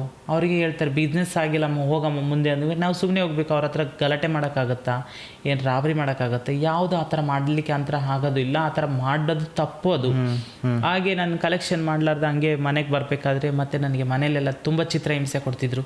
ಊಟ ಕೊಡುವಂಥದ್ದಾಗಿರ್ಬೋದು, ಯಾವುದರಲ್ಲೇ ನನಗೆ ತುಂಬ ಕೊಡಲಾರ್ದೆ ಹೊಡೆಯೋದು ಬಡಿಯೋದು. ಮನೆಯಲ್ಲಿ ಐಟಮ್ಸಿಂದ ಸ್ಪೂನಿಂದ ಕೈಗೆಲ್ಲ ಹೊಡೆಯೋದು, ಸಿಗರೇಟ್ ತಗೊಂಡು ಸುಟ್ಟಿರುವಂಥ ಗಾಯಗಳು ಈಗಲೂ ಇದಾವೆ ಸರ್ ನಮಗೆ. ಈ ಥರ ಇದು ಮಾಡೋದು ನಿಮ್ಮ ಸೀನಿಯರ್ಗಳು, ನಮ್ಮ ಸೀನಿಯರ್ಗಳು ಅಂದರೆ ನಮ್ಮ ಕಮ್ಯುನಿಟಿಯಲ್ಲಿ ಸೀನಿಯರ್ಗಳು, ಕೆಟ್ಟವರು, ಗುರುಗಳು ಅಂತ ಹೇಳಬೇಕು. ಅಂಥವ್ರು ಎಷ್ಟೋ ಜನಗಳು ಒಳ್ಳೆ ಗುರುಗಳಿದ್ದಾರೆ, ಎಷ್ಟೋ ಜನರಿಗೆ ಶಿಕ್ಷಣದಲ್ಲಿ ಸಪೋರ್ಟ್ ಮಾಡಿದವರು ಇದ್ದಾರೆ, ಕೆಲಸಕ್ಕೆ ಹೋಗ್ತೀವಿ ಅಂತ ಹೇಳಿ ಸಪೋರ್ಟ್ ಮಾಡೋ ಗುರುಗಳು ಇದ್ದಾರೆ. ಅಂಥದ್ರಲ್ಲಿ ಇಂಥ ಕೆಟ್ಟ ಹುಳಗಳೆಲ್ಲ ಕೆಲವೊಂದು ಕಡೆ ಎಲ್ಲ ಇದ್ದಾವೆ. ನಿಮ್ಮ ಬ್ಯಾಡ್ ಲಕ್ಕಿಗೆ ನಿಮಗೆ ಅಂತ ಸಿಕ್ಕಾಗ ನನಗೆ ಚಿತ್ರಹಿಂಸೆ ಮಾಡೋದು, ಊಟ ಕೊಡುವಂಥದ್ದು ಯಾವುದು ಕೊಡ್ತಾ ಇರಲಿಲ್ಲ. ರೂಮಲ್ಲಿ ಕೂಡ ಹಾಕೋದು, ಕಲೆಕ್ಷನ್ ಮಾಡ್ಕೊಂಬರ್ಬೇಕು, ಆ ರೂಮಲ್ಲಿ ಬಂದಿರಬೇಕು, ನಾನು ಯಾರ ಹತ್ರ ಶೇರ್ ಮಾಡ್ಕೊಳ್ಳೋಂತಿಲ್ಲ. ಏಕೆಂದರೆ ಇಂಥ ಮ್ಯಾಟ್ರ್ಗಳು ನಾನು ನನ್ನ ಮನೆಯಲ್ಲೆಲ್ಲ ಹೇಳಲಿಕ್ಕಾಗಲ್ಲ. ಏಕೆಂದರೆ ನನ್ನ ಮನೆಯಲ್ಲಿ ನಾನು ಅಂದರೆ ಟ್ರಾನ್ಸ್ಜೆಂಡರ್ ಆಗ್ತಿದ್ದೀನಿ ಅಂತದ್ದು ಯಾರಿಗೂ ಗೊತ್ತಿಲ್ಲ. ನಾನು ಸೀರೆ ಉಟ್ಕೊಂಡಿದ್ದೀನಿ ಅಂತಲೂ ಗೊತ್ತಿಲ್ಲ. ಫಸ್ಟ್ ಆಫ್ ಆಲ್ ನಾನು ಓದ್ತಾ ಇದ್ದೀನಿ ಅಂತಲೇ ಹೇಳ್ತಾ ಇದ್ದೆ ಅವರಿಗೆ. ನಾನು ಇಲ್ಲಿ ಬಂದು ಅಂದರೆ ಊರಿಗೆ ಹೋದರೆ ಗೊತ್ತಾಗ್ತಿತ್ತು, ಆದರೆ ನಾನು ಒಂದು ಹೊರಗಡೆ ಪ್ರಪಂಚದಲ್ಲಿದ್ದೇನೆ. ಈಗ ಬ್ಯಾಂಗ್ಳೂರ್ ಗೊತ್ತಿಲ್ಲದೆ ಜಾಗ, ಹೊಸ ಜಾಗ, ಈಗ ಮನೇಲಿ ಹೇಳ್ಕೊಳಕ್ಕಾಗಲ್ಲ. ನನಗೆ ಈ ಥರ ಸಮಸ್ಯೆ ಆಗ್ತಿದೆ, ನಾನು ಸೀರೆ ಉಟ್ಕೊಂಡ್ಬಿಟ್ಟಿದ್ದೀನಿ, ಈಗ ಸಮಸ್ಯೆಯಲ್ಲಿ ಸಿಕ್ಕಾಕೊಂಡಿದ್ದೀನಿ ಅಂತ ಹೇಳಲಿಕ್ಕೂ ಆಗಲ್ಲ. ಅಂಥ ಪರಿಸ್ಥಿತಿಯಲ್ಲಿ ನಾನು ಏನು ಬಡಿದ್ರು, ಏನು ಅಂದರು, ತಾಯಿ ಬಗ್ಗೆ ಬೈದರು, ಅಪ್ಪನ ಬಗ್ಗೆ ಬೈದರು, ಎಲ್ಲರೂ ನನ್ನ ಫ್ಯಾಮ್ಲಿ ಬಗ್ಗೆ ಕೆಟ್ಟದಾಗಿ ಮಾತಾಡ್ತಿದ್ರು ಅವರೆಲ್ಲರೂ. ಆದರೂ ನಾನು ಸುಮ್ಮನೆ ಇರ್ತಿದ್ದೆ, ಸಹಿಸ್ಕೊಳ್ತಿದ್ದೆ, ಬಿಡಿ ಪರವಾಗಿಲ್ಲ ಅಂತೇಳಿ. ಒಂದಿನ ನಾನು ಕಲೆಕ್ಷನ್ಗೆ ಅಂತ ಕಳಿಸಿದಾಗ ನಾನು ಅಲ್ಲಿ ಸೀದಾ ನಾನು ಮಂಗಳೂರಿಗೆ ಬಂದೆ. ಅವಾಗೆ ಅದೇ ಸಾರಿ ಮೇಲೆ ಉಟ್ಕೊಂಡಿರೋದು ಹರಿದೋಗಿರೋಂಥ ಬ್ಲೌಸಿಂದ ನಾನು ಹಂಗೆ ಬಂದಿದ್ದು ಟ್ರೈನಲ್ಲಿ ಅಲ್ಲಿಂದ ಓಡಿಕೊಂಡು ಹೇಳದೆ ಚಿತ್ರಹಿಂಸೆ ಸಹಿಸ್ಕೊಳ್ಳಿಕ್ಕೆ ಆಗಲ್ಲ. ದಿನಕ್ಕೆ ದುಡ್ದಿದ್ದ ಹಣಗಳಾಗಿ ನಾನು ದುಡ್ದಿದ್ದು 1 ರೂಪಾಯಿನ ಕೈಯಲ್ಲಿ ಕೊಡ್ತಾ ಇರಲಿಲ್ಲ. ಚಿತ್ರಹಿಂಸೆ ಮಾಡ್ತಾಯಿದ್ರು. ಈ ಥರ ಆದರೆ ನನ್ನ ಫ್ಯಾಮ್ಲಿನ ಹೇಗೆ ಸಾಕಬೇಕು, ಈ ಥರ ನಾನು ಈ ಥರ ದಬ್ಬಾಳಿಕೆ ಮುಖಾಂತರ ಆದರೆ ನನ್ನ ಸಮಾಜಕ್ಕೆ ನಾನು ಒಳ್ಳೆಯದ್ದು ಕೊಡುಗೆ ಏನು ಕೊಡೋಕ್ಕಾಗತ್ತೆ ಅಂತೇಳಿ ನಾನು ಅಲ್ಲಿಂದ ಸೀದಾ ಮಂಗಳೂರಿಗೆ ಓಡ್ಕೊಂಡು ಬಂದೆ. ಆವಾಗ ನಾನು ಮಂಗಳೂರಿಗೆ ಬರ್ಲಿಕ್ಕೆ ಏನಾದ್ರು ರೀಸನ್ ಉಂಟಾ? ಅಂದರೆ ಫಸ್ಟಿಗೆ ನೀವು ಬಂದಿದ್ರಿ, ಇಲ್ಲಿ ಪರಿಚಯ ಇದ್ರು, ಕಾಂಟ್ಯಾಕ್ಟ್ ಇದ್ರು. ನಾನು ಸೀರೆ ಉಟ್ಕೊಂಡ್ರೆ ಎಲ್ಲರೂ ತಮಾಷೆ ಮಾಡ್ತಾರೆ, ಕಾಮಿಡಿ ಮಾಡ್ತಾರೆ ಅಂತಂತೇಳಿ ನಾನು ಇಲ್ಲಿಂದನೇ ಹೋಗಿದ್ನಲ್ಲ. ಮತ್ತು ನಾನು ಏನಾದರೂ ಸಹಿಸ್ಕೊಂಡು ಇರ್ತೇನೆ ನಾನು ಮಂಗಳೂರಲ್ಲಿ ಅಂತೇಳಿ ನನಗೆ ಒಳ್ಳೆ ಸಮುದಾಯದವರು ಸಿಕ್ಕರು ಸರ್ ಮಂಗಳೂರಲ್ಲಿ. ನವಸಹಜ ಸಮುದಾಯ ಸಂಘಟನೆ ಅಂತಿದೆ ನಮ್ಮ ಮಂಗಳೂರಲ್ಲಿ. ಟ್ರಾನ್ಸ್ಜೆಂಡರ್ಗೋಸ್ಕರ ಇರುವಂಥ ಒಂದು ಸಂಘಟನೆ. ಆ ಸಂಘಟನೆದವರು ನನಗೆ ಧೈರ್ಯ ತುಂಬಿದ್ರು, ಇರಲಿಕ್ಕೆ ಒಂದು ಜಾಗ ಕೊಟ್ಟರು, ನೆಲೆ ಕೊಟ್ಟರು, ಎಲ್ಲ ವ್ಯವಸ್ಥೆ ಮಾಡಿದರು. ಇಲ್ಲಿಂದ ನನ್ನ ಬದುಕು ಸ್ಟಾರ್ಟ್ ಆಗಿರೋದು ಮಂಗಳೂರಿಂದ. ತುಂಬ ಚೇಂಜಸ್ ಆದರೆ ಅದಕ್ಕೆ ನಾನು ಯಾವಾಗಲೂ ನಾನು ಇಂಟರ್ವ್ಯೂವಲ್ಲಿ ಆಗಿರ್ಬೋದು ಎಲ್ಲದರಲ್ಲಿ ನನ್ನ ಮಂಗಳೂರು ಜನಕ್ಕೆ ನಾನು ಯಾವತ್ತೂ ಕೈ ಎತ್ತಿ ಮುಗಿತೇನೆ ಅಂತ ನಾನು ಹೇಳಿದ್ದೀನಿ. ಯಾಕಂದರೆ ಇದು ತುಳುನಾಡು ಮತ್ತು ದೈವಗಳ ನಾಡು. ತುಂಬ ದೈವಗಳಿಗೆ ತುಂಬ ಬೆಲೆ ಕೊಡ್ತಾರೆ. ಏನೋ ಒಂದು ಸಾಧನೆ ಮಾಡ್ತಿದ್ದಾರೆ ಅಂದರೆ ಅವರಿಗೆ ಬೆನ್ನುಗಾವಲಾಗಿ ನಿಲ್ತಾ ಇದ್ದಾರೆ. ತುಂಬ ಜನ ನನಗೆ ಸಪೋರ್ಟ್ ಮಾಡಿದ್ದಾರೆ. ಅಂಥ ಊರಲ್ಲಿ ನಾನು ಜೀವನ ಮಾಡ್ತಾ ಇದ್ದೀನಿ ಅಂದರೆ ನನಗೆ ಹೆಮ್ಮೆಯಿಂದ ನಾನು ಹೇಳ್ಕೊಳ್ತೀನಿ ಮಂಗಳೂರವಳು ಅಂತ. ಅದಕ್ಕೆ ನನ್ನ ಹನಿ ಮಂಗಳೂರು ಅಂತ ಹೆಸರಲ್ಲೇ ಇಟ್ಕೊಂಡಿದ್ದೀನಿ ಮಂಗಳೂರು ಅಂತೇಳಿ. ಯಾಕಂದರೆ ನಾನು ಇಲ್ಲಿ ಒಂದು ತಿಂತಾ ಇರುವಂಥದ್ದು ಅನ್ನ, ನಾನು ಉಟ್ಕೊಂಡಿರುವಂಥ ಬಟ್ಟೆ ಎಲ್ಲ ಮಂಗಳೂರು ಅಂದರೆ ನಾನು ಇಲ್ಲಿ ಸಂಪಾದನೆ ಮಾಡಿರುವಂಥದ್ದು ಊರಿಂದಲ್ಲ. ಅದಕ್ಕೋಸ್ಕರ ನಾನು ಹನಿ ಮಂಗಳೂರು ಅಂತ ಟೈಟಲ್ ಫಿಕ್ಸ್ ಮಾಡ್ಕೊಂಡೆ. ಹಾಗಾಗಿ ನನಗೆ ಇಲ್ಲಿ ಒಳ್ಳೆ ಸಮುದಾಯದವರು ಸಿಕ್ಕಾಗ ನನಗೆಲ್ಲದರಲ್ಲಿ ಸಪೋರ್ಟ್ ಮಾಡಿದ್ರು. ಮತ್ತು ನನ್ನ ಲಿಂಗ ಪರಿವರ್ತನೆ ಎಲ್ಲ ಸಂಪೂರ್ಣ ಆಯಿತು. ಸ್ಪಾನ್ಸರ್ಶಿಪ್ ಸಂಘದವರೇ. ಓಕೆ. ಸೊ ನಿಮ್ಮದು ಹೇಳಿದ್ರಿ ಈ ಜರ್ನಿಯಲ್ಲಿ ಏನು ಮಂಗಳೂರಿಗೆ ಬಂದ್ರಿ ಮತ್ತು ಬ್ಯಾಂಗ್ಳೂರಿಗೆ ಹೋದ್ರಿ. ಬಟ್ ನಿಮ್ಮ ಫ್ಯಾಮಿಲಿಗೆ ಯಾವತ್ತೂ ಗೊತ್ತಿರಲಿಲ್ಲ ನೀವು ಎಂತ ಮಾಡ್ತಿದ್ದೀರಿ, ಎಂಥ ಚೇಂಜಸ್. ಸೊ ಯಾವಾಗ ಅವರಿಗೆ ಆ್ಯಕ್ಚುಲಿ ಗೊತ್ತಾದದ್ದು ಹೀಗೆ? ನಾನು ಮಂಗಳೂರಿಗೆ ಬಂದು ಲಿಂಗ ಪರಿವರ್ತನೆ ಎಲ್ಲ ಮಾಡಿಸ್ಕೊಂಡು ಸಂಪೂರ್ಣ ಹುಡುಗಿ ಥರ ಡ್ರೆಸ್ ಮಾಡಿಕೊಂಡು ಅಪ್ಪ ಅಮ್ಮನಿಗೆ ನನ್ನ ಮಗ ಈ ಕಾಲೇಜ್ಗಂತ ಹೋಗಿದ್ದಾನೆ ಇನ್ನೂ ನಮಗೆ ಅವ್ರು ಮಂಗಳೂರಿಗೆ ಬಂದರು ಒಂದು ಸಲ. ಫೋನ್ ಮಾಡ್ತಾಯಿದ್ರು. ಫೋನ್ ಮಾಡ್ತಿರ್ಬೇಕಾದ್ರೆ ಕಟ್ ಮಾಡ್ತಾಯಿದ್ದೆ. ಹಾಗೆ ನನಗೆ ಒಂದಿನ ಪಟ್ ಅಂತ ನನ್ನ ತಂಗಿ ಮತ್ತು ನಮ್ಮ ಅಕ್ಕ ವಿಡಿಯೋ ಕಾಲಲ್ಲಿ ಪಟ್ಟ ನನ್ನ ನೋಡಿಬಿಟ್ಟು ನಾನು ಹೀಗೀಗೆ ಆಗಿದ್ದೀನಿ ಅಂತ ನನ್ನ ಅಕ್ಕನ ಹತ್ರ ಹೇಳ್ಕೊಂಡಾಗ ಅಕ್ಕ ತುಂಬ ಹತ್ರು ಮತ್ತು ಅಮ್ಮನ ಹತ್ರನೇ ಹೇಳಿದರು. ತುಂಬಾ ಧೈರ್ಯ ತುಂಬಿದೆ. ಆದರೆ ನನ್ನ ತಂದೆ ತಾಯಿಗಳು ಯಾವತ್ತೂ ಬೇಜಾರಲ್ಲಿ, ಈಗಲೂ ಬೇಜಾರಲ್ಲಿದ್ದಾರೆ. ನನ್ನ ಮಗ ಮುಂದೊಂದು ದಿನ ಡಾಕ್ಟ್ರ್ ಆಗ್ತಿದ್ದ, ನನ್ನ ಮಗ ಒಂದು ಇಂಜಿನಿಯರ್ ಆಗ್ತಿದ್ದ, ನನ್ನ ಮಗ ಪೊಲೀಸ್ ಆಗ್ತಾನೆ ಅಂತ ಕನಸು ಹೊತ್ಕೊಂಡಿದ್ರು. ನಮ್ಮಂಥ ಮಿಡ್ಲ್ ಕ್ಲಾಸ್ ಫ್ಯಾಮ್ಲಿ, ಬಡವರು ಫ್ಯಾಮ್ಲಿಯಲ್ಲಿ ನನ್ನ ಮಗ ಸಾಕ್ತಾನೆ, ಮುಂದೊಂದು ದಿನ ನೋಡ್ತಾನೆ, ಒಂದು ಸಡನ್ಲಿ ಒಂದು ಮಂಗಳಮುಖಿ ಆಗ್ತಾನೆ ಅಂತಂದರೆ ಯಾವ ತಂದೆ ತಾಯಿಗೂ ಸಹಿಸ್ಕೊಳ್ಳಿಕ್ಕಾಗಲ್ಲ, ಫ್ಯಾಮ್ಲಿಗೆ ಸಹಿಸ್ಕೊಳ್ಳಿಕ್ಕಾಗಲ್ಲ ಅಂಥ ಪರಿಸ್ಥಿತಿ. ಹಾಗೆ ನಾನು ಅಕ್ಕನ ಹತ್ರ ಎಲ್ಲ ಶೇರ್ ಮಾಡ್ಕೊಂಡಿದ್ದೆ ಈಗೀಗ ಆಗ್ತಾಯಿದ್ದೀನಿ ಅಂತ. ಆಮೇಲೆ ನನ್ನ ಅಪ್ಪ ಅಮ್ಮ ಹುಡ್ಕೊಂಡು ಬರ್ತಾರೆ. ನನ್ನನ್ನು ಹುಡ್ಕೊಂಡು ಬಂದಾಗ ನಾನು ಲಾಡ್ಜಲ್ಲಿ ಕೂತ್ಕೊಂಡಿದ್ದೆ. ನನಗೆ ಮನೆ ಗಿನೆ ಯಾವುದು ಕೊಟ್ಟಿಲ್ಲ ಈ ಸಮಾಜದಲ್ಲಿ. ಅಂತಂತಂದರೆ ನಮ್ಮ ಸಮುದಾಯದವರು ಬಾಡಿಗೆ ಮನೆ ಕೇಳೋಕೆ ಹೋದರೆ ಬಾಡಿಗೆನೇ ಕೊಡಲ್ಲ, ಮನೆಯೂ ಕೊಡಲ್ಲ. ಅಂಥ ಪರಿಸ್ಥಿತಿಯಲ್ಲಿ ನಾನು ಲಾಡ್ಜಲ್ಲಿ ಕೂತ್ಕೊಂಡಾಗ ನನ್ನ ಅಪ್ಪ ಅಮ್ಮ ಬಂದು ನನ್ನ ಮುಖ ನೋಡ್ತಾರೆ, ತಪ್ಕೊಂಡು ಅಳ್ತಾರೆ. ಏನಾಗ್ಬಿಟ್ಟು ಹಿಂಗೆ ಯಾಕೆ ಆಗಿಬಿಟ್ಟೆ ಅಂತಂತ ಹೇಳ್ತಾರೆ. ಯಾಕಂದರೆ ನನ್ನ ಭಾವನೆಗಳು ಹೇಳಲಿಕ್ಕೆ ಯಾರ ಹತ್ರನೂ ಹೇಳ್ಕೊಳ್ಳೋಕ್ಕಾಗಲ್ಲ. ಯಾಕಂದರೆ ಅಪ್ಪ ಅಮ್ಮನಿಗೆ ಎಜುಕೇಷನ್ ಇಲ್ಲ, ಅಪ್ಪ ಅಮ್ಮ ಓದಿಲ್ಲ, ಅರ್ಥ ಹೇಗೆ ಮಾಡುತ್ತೆ. ಇದೊಂದು ಸಡನ್ ಶಾಕ್ ಆಗಿ ಬಂದಾಗ ಹೇಗೆ ರಿಯಾಕ್ಟ್ ಮಾಡೋದು, ಎಕ್ಸೆಪ್ಟ್ ಮಾಡೋದು. ಹತ್ರ ತುಂಬ ಹತ್ರ. ನನಗೂ ಹೇಳಲಿಕ್ಕೆ ಅಳ್ತಾ ಇದ್ದೀನಿ, ನನಗೂ ಕೂಗೋಕ್ಕಾಗ್ತಿದ್ದೀನಿ. ಯಾಕಂದರೆ ಒಂದು ನನಗೆ ಸಂತೋಷ, ಒಂದು ಬೇಜಾರು. ಒಂದು ಸಂತೋಷ ಏನಪ್ಪ ಅಂತಂದರೆ ಎಷ್ಟು ವರ್ಷ ಆಯಿತು ನಮ್ಮ ಅಪ್ಪ ಅಮ್ಮನ ಮುಖ ನೋಡಿದ್ದಿಲ್ಲ, ಇವತ್ತು ನೋಡ್ತಾ ಇದ್ದೀನಲ್ಲ ಅದೊಂದು ಸಂತೋಷ. ನನ್ನ ಅಪ್ಪ ಅಮ್ಮನ ಕನಸೆಲ್ಲ ನನ್ನ ನುಚ್ಚು ಮಾಡಿದೆ ಅನ್ನೋದು ಇನ್ನೊಂದು ದುಃಖ. ಆ ಥರ ಪರಿಸ್ಥಿತಿ ಇದ್ದಾಗ ಬೇಜಾರಾದರು, ತುಂಬ ಹತ್ರು. ಅಳ್ತಾ ಇರಬೇಕಾದ್ರೆ ನಮ್ಮ ಅಪ್ಪ ಅಮ್ಮಗೆ ಓದಿದ್ರಪ್ಪ ಅಂದರೆ ಹೇಳ್ತಿದ್ರು, ಈ ಥರ ಹಾರ್ಮೋನ್ಸ್ ಎಲ್ಲ ಚೇಂಜಸ್ ಆದಾಗ ಇವರಲ್ಲಿ ಈ ಥರ ಬದಲಾವಣೆ ಆಗುತ್ತಂತ ಹೇಳಲಿಕ್ಕೆ ಅರ್ಥ ಮಾಡ್ಕೊಳ್ತಿದ್ರು. ಆದರೆ ಅರ್ಥ ಮಾಡ್ಕೊಳ್ಳಾರ್ದ ಲೈಫ್ ಆಯಿತು ಅವತ್ತು. ತುಂಬಾ ಬೇಜಾರುಪಟ್ರು ಅಪ್ಪ ಅಮ್ಮ. ಓಕೆ, ಸೊ ಈಗ ಸೊ ಮಂಗಳೂರಿಗೆ ಬಂದು ಪುನಃ BEd ಕಂಟಿನ್ಯೂ ಮಾಡಿದ್ರಾ?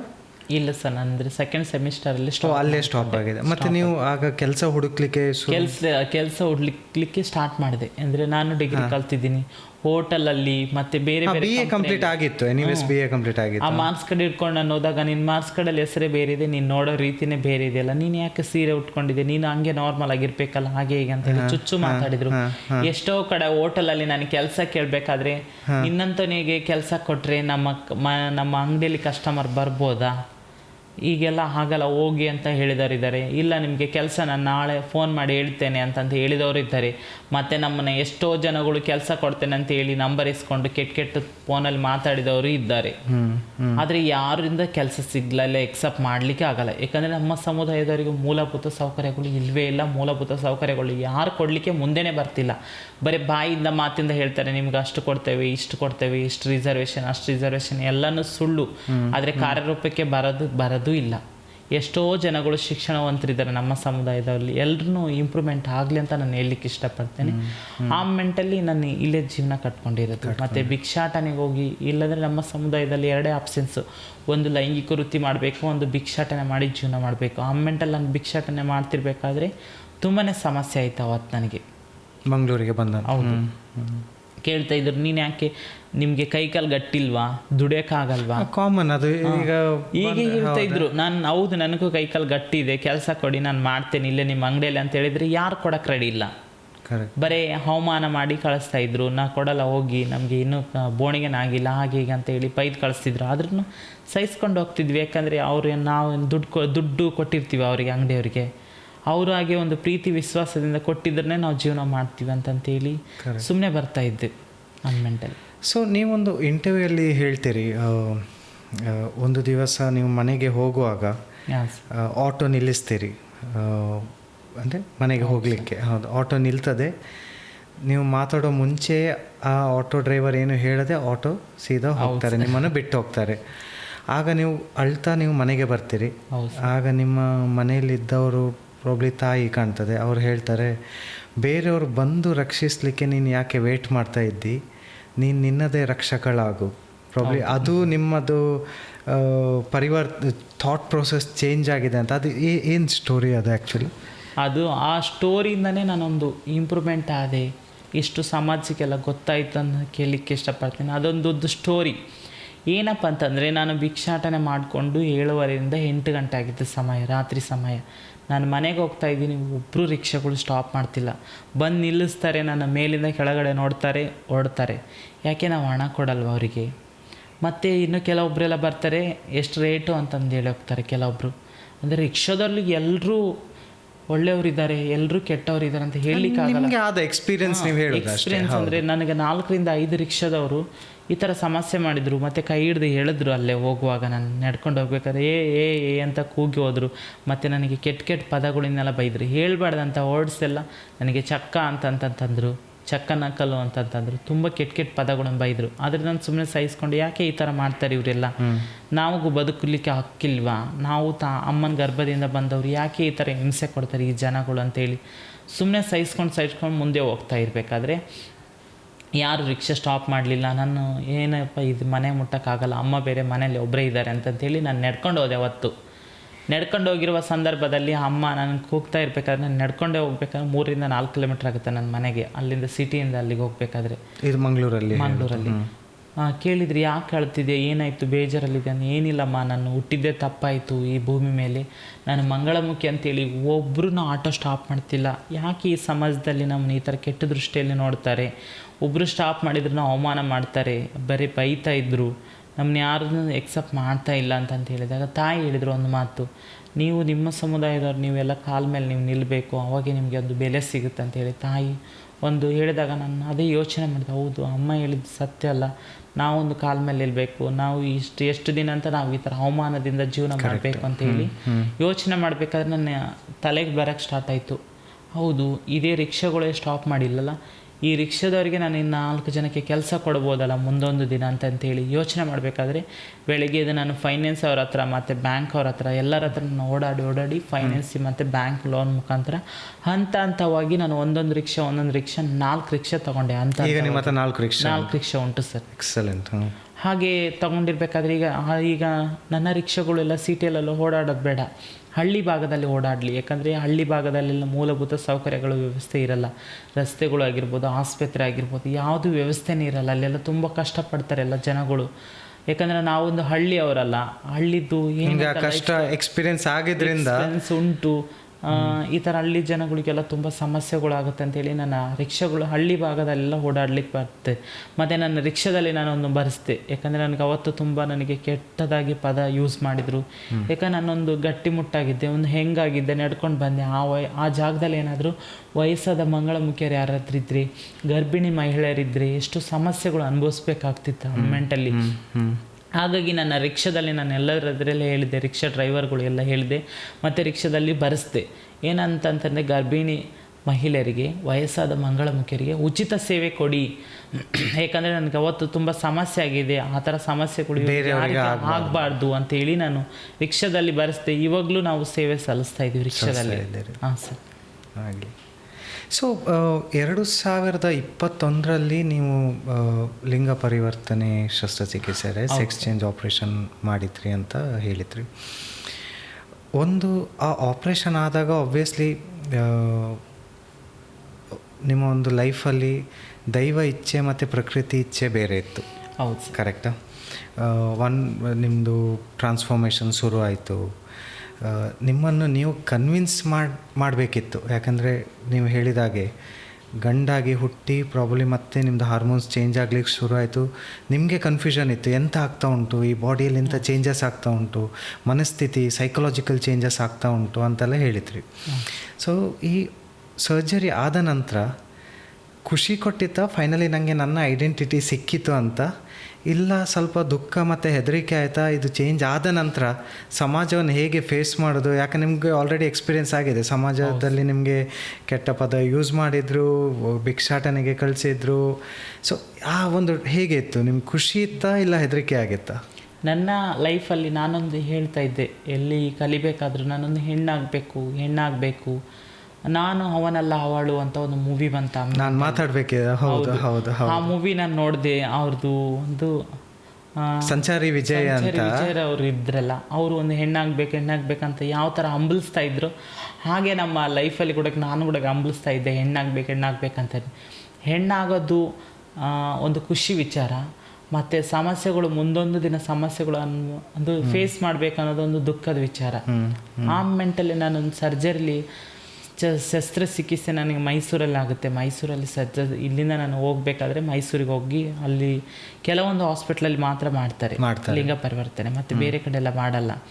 ಆ ಮೆಂಟಲ್ಲಿ ಕೆಲವೊಂದು ಪ್ರೊಸೀಜರ್ ಇರುತ್ತೆ. ಮತ್ತು ಹಾರ್ಮೋನ್ ಅಲ್ಲೇ ಸ್ವಲ್ಪ ಸಮಯ ನಿಲ್ಬೇಕಾಯ್ತಾ? ಇರಬೇಕು. 9 ದಿನ ಇದ್ದೆ ನಾನು ಅಲ್ಲಿ ಹಾಸ್ಪಿಟ್ಲಲ್ಲಿ.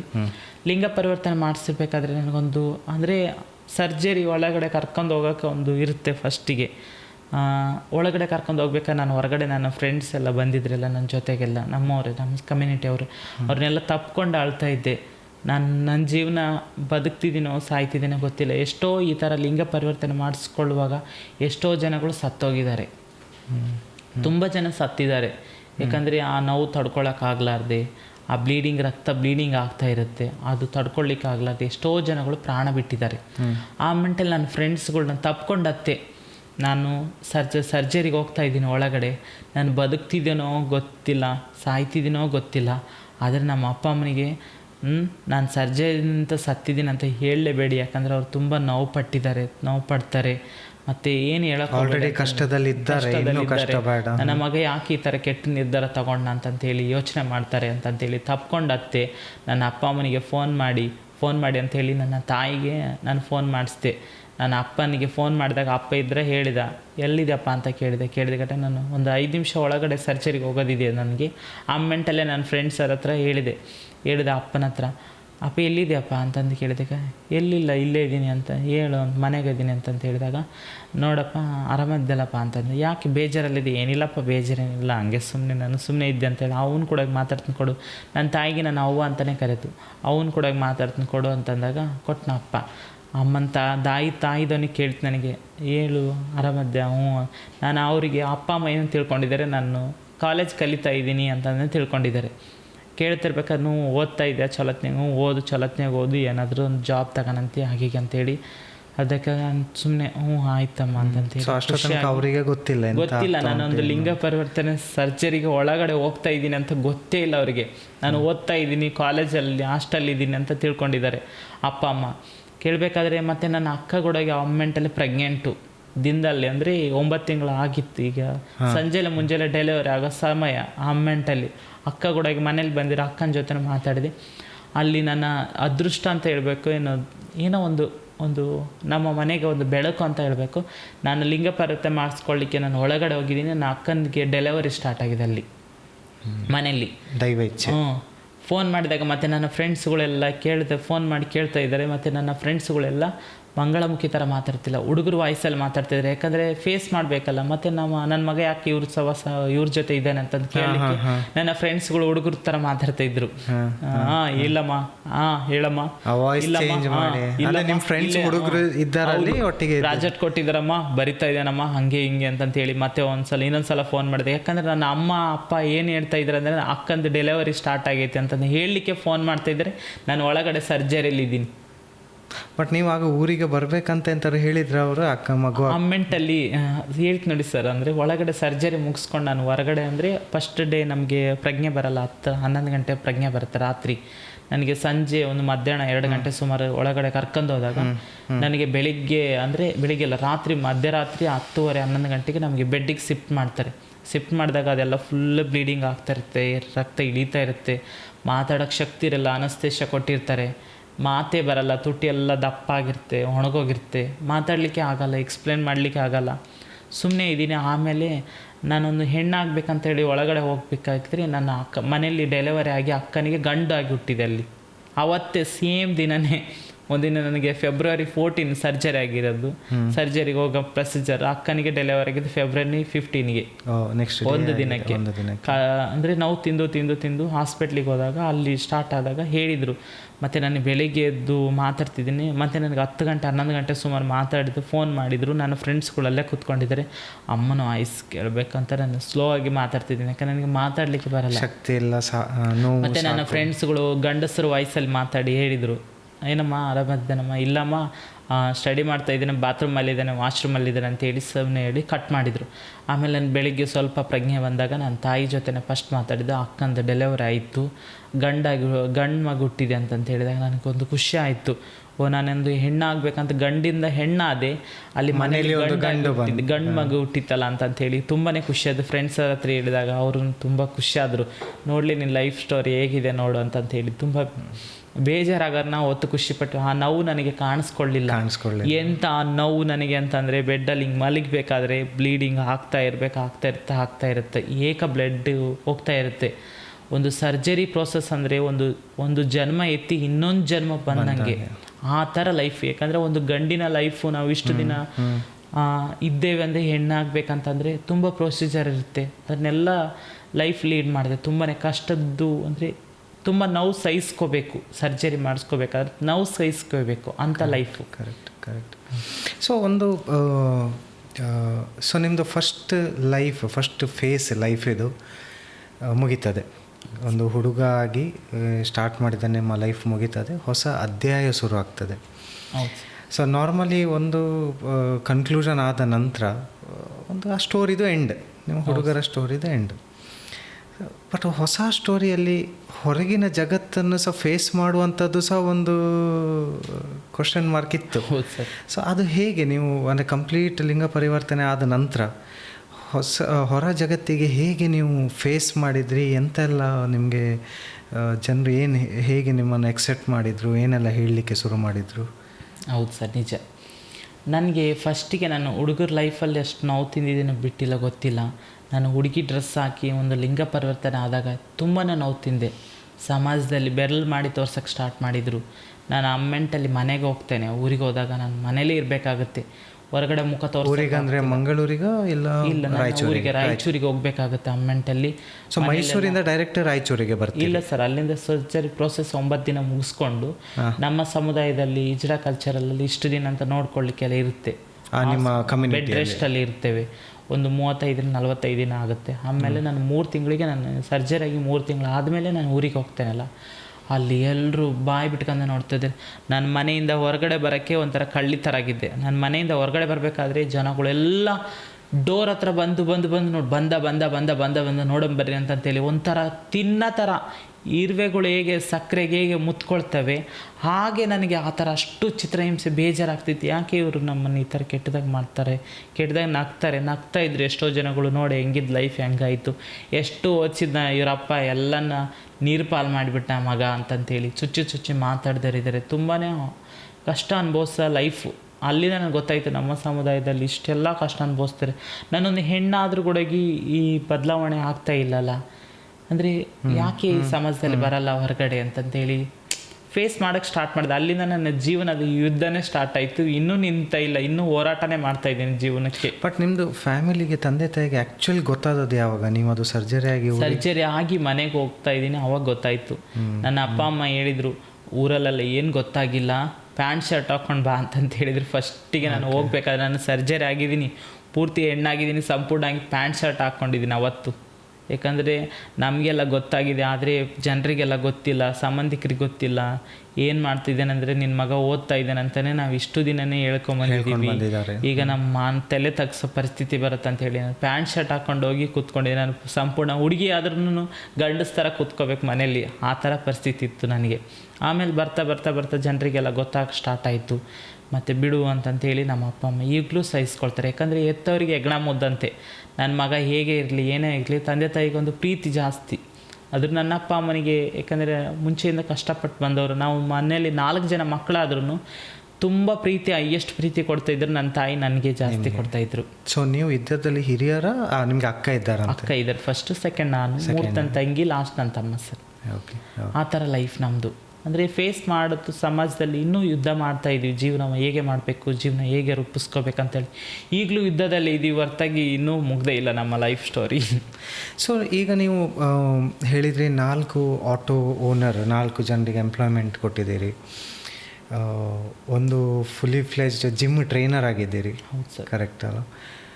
ಫಿಲ್ಮ್ ಲೈನಲ್ಲಿ ಪ್ರೊಡ್ಯೂಸ್ ಮಾಡಿದ್ದೀರಿ, ಫಿಲ್ಮಲ್ಲಿ ಆ್ಯಕ್ಟ್ ಮಾಡಿದ್ದೀರಿ. ಸೊ ಬೇರೆ ಬೇರೆ ವೃತ್ತಿಯಲ್ಲಿದ್ದೀರಿ, ಬೇರೆ ಬೇರೆ ಇದರಲ್ಲಿದ್ದೀರಿ. ಬಟ್ ನಿಮ್ಮ ಇನಿಷಿಯೇಟಿವ್ಸ್, ನಿಮ್ಮ ಮಂಗಳಮುಖಿಯರಿಗೆ ಎಂಥ ಸೊಸೈಟಿಗೆ ಮೆಸೇಜ್ ಕೊಡಲಿಕ್ಕೆ ಸಹ ಟ್ರೈ ಮಾಡ್ತಾ ಇದ್ದೀರಿ. ಕರೆಕ್ಟ್. ಈ 3-4 ವೃತ್ತಿಯಲ್ಲಿ ಯಾವುದು ತುಂಬ ಎಫೆಕ್ಟಿವ್ ಅಂತ ಹೇಳ್ತೀರಿ ಒಂದು ಸೊಸೈಟಿಗೆ ಮೆಸೇಜ್ ಕೊಡಲಿಕ್ಕೆ?